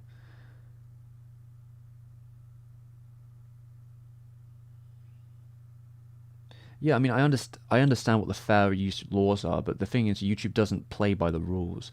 You can get claimed a lot of ways just for like you get claimed by robots. You don't get claimed by people a lot of the times. Sometimes you will, and they're difficult in their own right. But like there are like weird limits, obviously, to like the bots and what they'll pick up. Usually, music videos aren't botted on the visuals, from my experience at least. So like you could show the music video without the audio, because the audio will get you auto flagged in about 5 or 10 seconds. But I would probably not have any issue showing the clip of the music video as long as I want, because I don't think they're too bothered about the visual of the music video as much as they are about the music. It's not 30 seconds. It's less than that. It's probably about 10.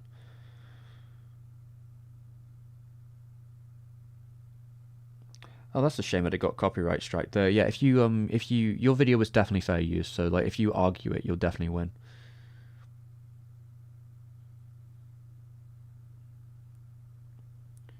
Well, yeah, fair use is an American law though. Like I think this is important to understand here that like um when you say it isn't universal, of course it's not universal. It's an American law. Fair use is an American law. In England, they call it fair dealings, and fair dealings is very similar to fair use. And some would say it's actually probably a bit looser in England nowadays. I think because they changed the rules a couple of years ago to make, because it used to be more strict in England, but now it's about the same. But the thing is, if you're dealing with a site like YouTube, YouTube is an American site. Thus, American law is precedent. I don't give a fuck what Japan's laws say. It's an American website. You it's being posted to an American website. You need to play with the American laws. YouTube is an American company. It stands in American California. If you wanted to fight it a legal battle, you're probably going to have to fight in America. Or you're going to have to fight it in the country of the person you're talking to. Either situation, you lose, because fair dealings laws with me, or with America, it's fair use. But most companies don't actually care enough to spend the money.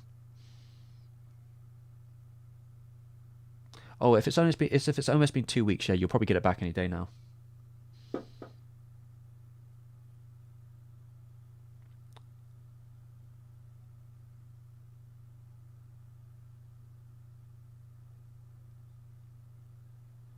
Yeah, YouTube. Well, your songs can totally get claimed by most of the time you make a video with a music.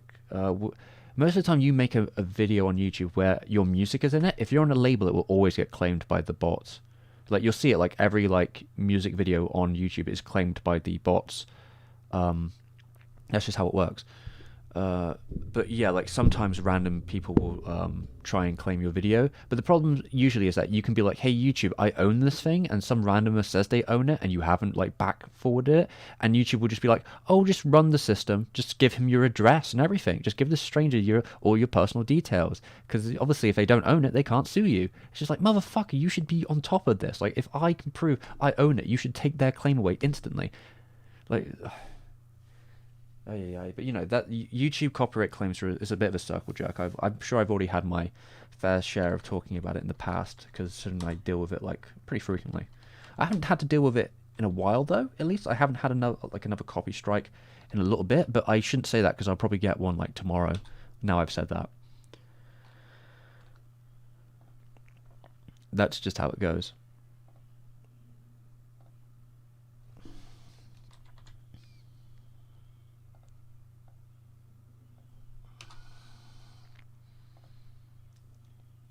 Alright, now I gotta remember what this fucking thing's called. So I've got to choose 2 more titles, which I can't use the 3x3 for, but it should be too hard to find them. I just need to remember the name of them. So it shouldn't be, I just need to find them again.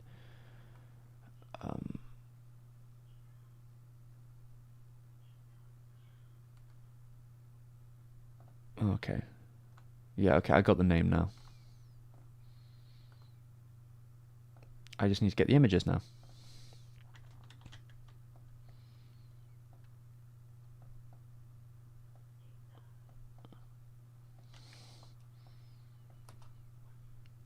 Now I wonder if I can find... There's one last image I need to find. I just need to remember... this one's a little bit more hard to find though, because it's like super obscure and really old. So I'm wondering if I can find it. I remember it being on YouTube a while ago, like the actual full video. But like, yeah, finding the name for it is a little bit more difficult.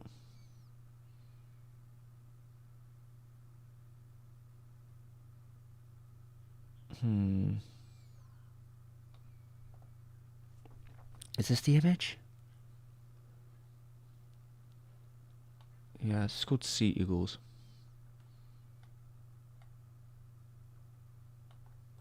Well, this image is okay. It's not great, but I'll take it.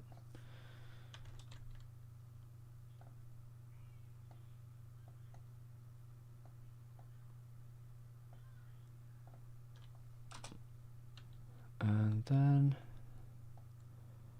yeah, this is a really sloppy one. Looking at it is quite sloppy, but it'll do. Maybe I'll add a drop shadow to each of these ones just to make, show I tried. Nice little drop shadow to each and one of these images.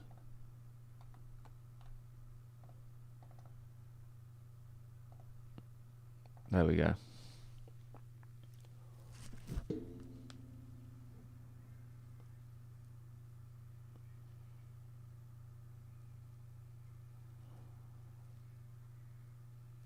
Yeah, 10 business days, basically 2 weeks or 15 days. It makes it sound like it's less time than it is. Because business day doesn't usually mean it usually doesn't involve Friday either.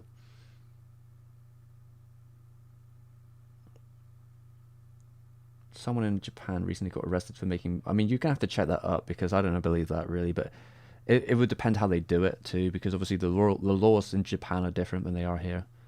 So, like I'd say it's wrong the way they are, but yeah, it's a little bit backwards either way.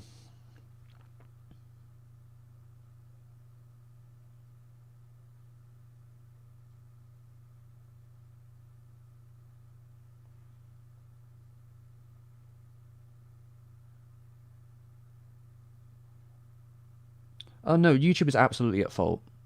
No, they're 100% at fault because they don't take responsibility for the thing. Because the thing is, YouTube... Alright, this is why YouTube's at fault. This is their website, and they like to pretend they don't have any control, but YouTube has 100% control of the process. Say, for example, sometimes YouTube will reject your claim from being sent to the person to start the legal battle, because YouTube has been sent... So this is how it works. Like, YouTube is actually the one that gets sent the legal shit, and then it forwards it to you by deleting the video. You do not have, usually, the contact information of the person you're talking to. You'll get an email, but that email usually is not actually active. In my experience, especially with Japanese companies, the email they give you is not active. It's not a way to communicate with them. You have no contact with the person who's actually putting the claims on you. So all you have is YouTube. And what YouTube will do then is they 100% control if they send your claim or not. Because I've lost a video in the past because YouTube decided that they changed their process of doing the review, and I didn't write everything I wanted to as my retort, and I had wrote about 250 words, and they saw that and they rejected my claim, and they said, no, we're not going to send that forward. And when I was like, no, you should send that forward, they were like, no, we're not going to do that. It's like, so they intervened with the legal process. So yeah, it's their fucking fault. Like, this is not up to them. They should have just sent what I sent to Toei, and it wasn't even real Toei anyway, so they would have sent the video back to me.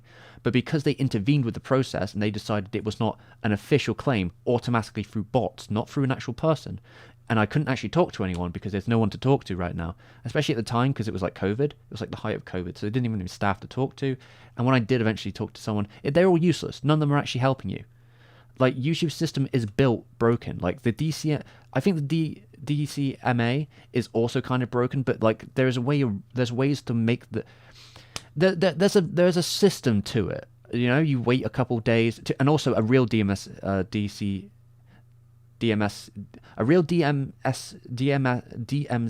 is like 7 days. So like the process should take 7 days if it was by mail or whatever. If they don't respond within 7 days or whatever. So this fucking 10 working days bullshit.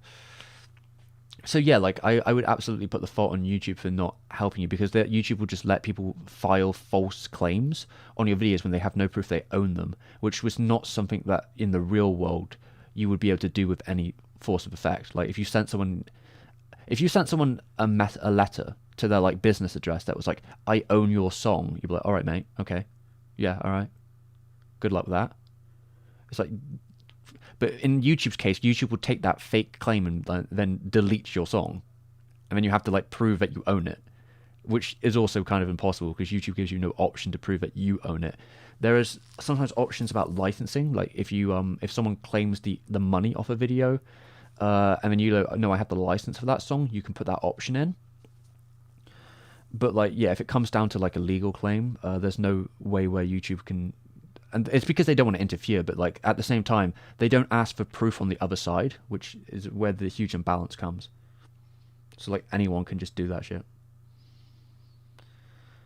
Kind of annoying Fuji TV went out of their way though. That sounds annoying.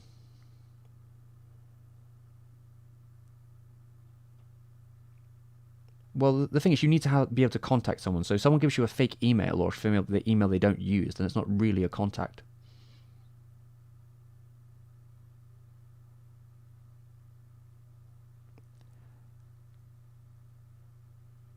Well, I mean, I don't even know if it's. The law is very debatable. I mean, I feel like that they're just like negligent on such a level that it's kind of ridiculous.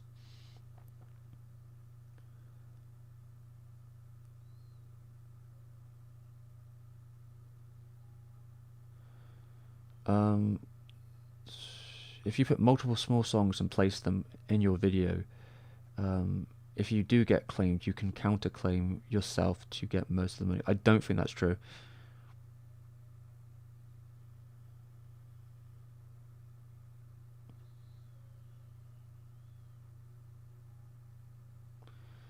I mean, if you live in Japan, that could be an issue, I guess. But like, you know, we're talking about stuff beyond that. Generally, the legal system in America for like fair use is also really broken, and it was made before YouTube or like online stuff was a thing. So they need to have like a new variation of it, because DCMA, DMCA's are effectively made for like movie companies, but now they're being used against people who make stuff on the internet in a way which these laws were never expecting to happen.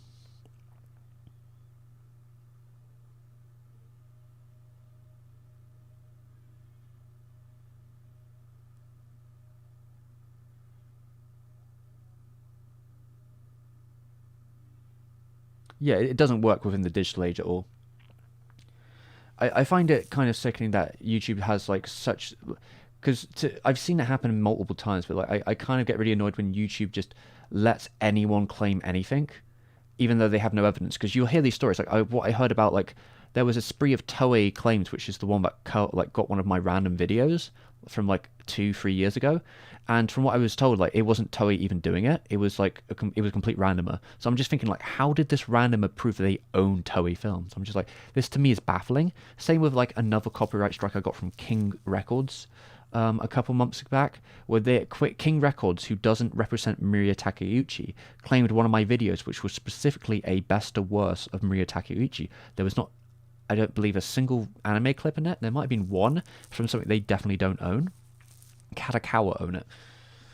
And but like, yeah, it was like a very small clip if it was anything. But yeah, there was no music they owned, no video clips they owned. It was mostly my face, and yet I still had to spend like a 15-day process and go through like this long writing system, to like they didn't even tell me what they owned in the video to begin with. So like it was just so baffling to like have that conversation where it's like, what are you even claiming? I don't understand. How can you write a counterclaim to something where you don't even know what they're claiming for? Like that's the struggles I see a lot with this. All right. Yeah. So this one's probably actually done now. I've done enough rambling. I think this is actually done. I did have a second variation to this one, but I feel like this works fine, and then I can make my other joke at the end. All right.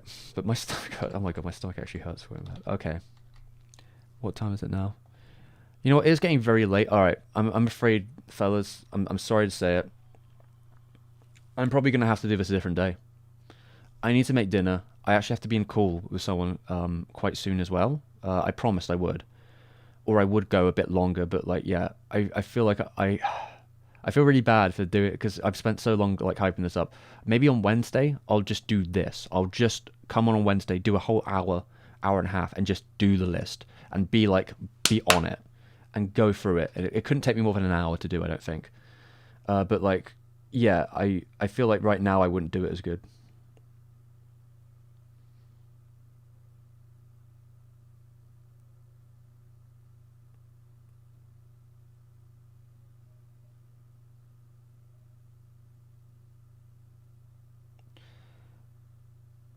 Yeah.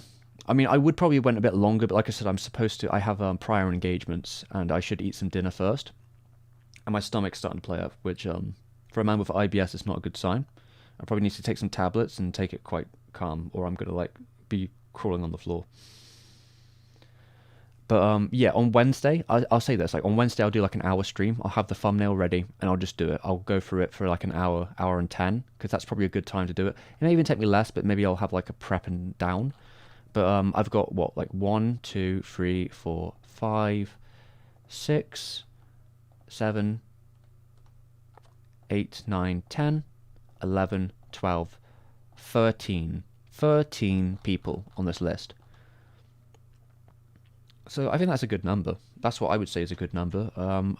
If I did like 5 minutes or so, like 5-10 minutes each, that would be actually really long. So maybe, yeah, it would have to be like 5 minutes each, maybe. Like if I kept at that pace where it was like roughly 5 minutes, maybe a little bit less for each of them, 5 times 13, was that like, that's just over an hour. Thank you very much, chat, for the nice one. Yeah, I mean, to be fair, like I don't think when it comes to text, sarcasm doesn't really work, guys. I'm afraid to say it. I know some people like to say like they say words online and they go, yeah, it was sarcasm. Sarcasm barely comes. I don't know. Maybe for me, I don't really catch it too much in real life, but like especially in text, like I don't think there's any of a cue most of the time, but it is what it is. But yeah, I'm gonna make some food up.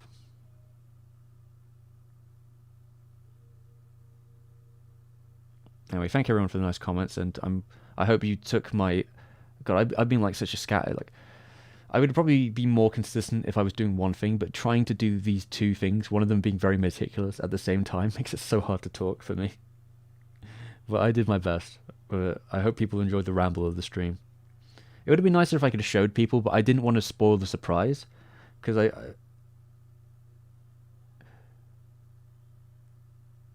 yeah, I mean, it never conveyed well over text, to be fair. But yeah, like I didn't want to spoil the surprise because I feel like much of this list is like the way I've designed the list. So this is how it goes, fellas. I'll give you a rundown of this. So the way the list works is I start off quite normal. So some of them are like these; they're like legit lists. Some of them are friends and colleagues of mine, and I start with those and I go through them, and that's all fine and good. And then as we go, like the list gets a little bit more absurd, and my reactions to each of them will probably become more like flippant. And like the first maybe half of them are like legit 3x3s more or less, and then afterwards it just goes into complete chaos where like anyone's game really anyone's game of these if these are real or not. There's some truth to all of them and there's some lies to all of them. So that's the beauty of the 3x3 afterwards, is it just completely becomes whatever I want it to be.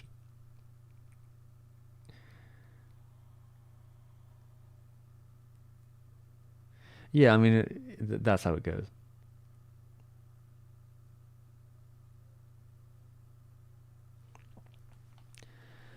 But yeah, like if I play it well, we'll have a fun like quick one on Wednesday then. Um, I'll do it nice and quick on Wednesday. Like I said I'll try for an hour and just like get it out there. And then I'll clip it and put it on the second channel for everyone to see. And I'll like maybe try and remove any hiccups if I have any, just to make it the cleanest. But yeah, it's all good. I'll save it.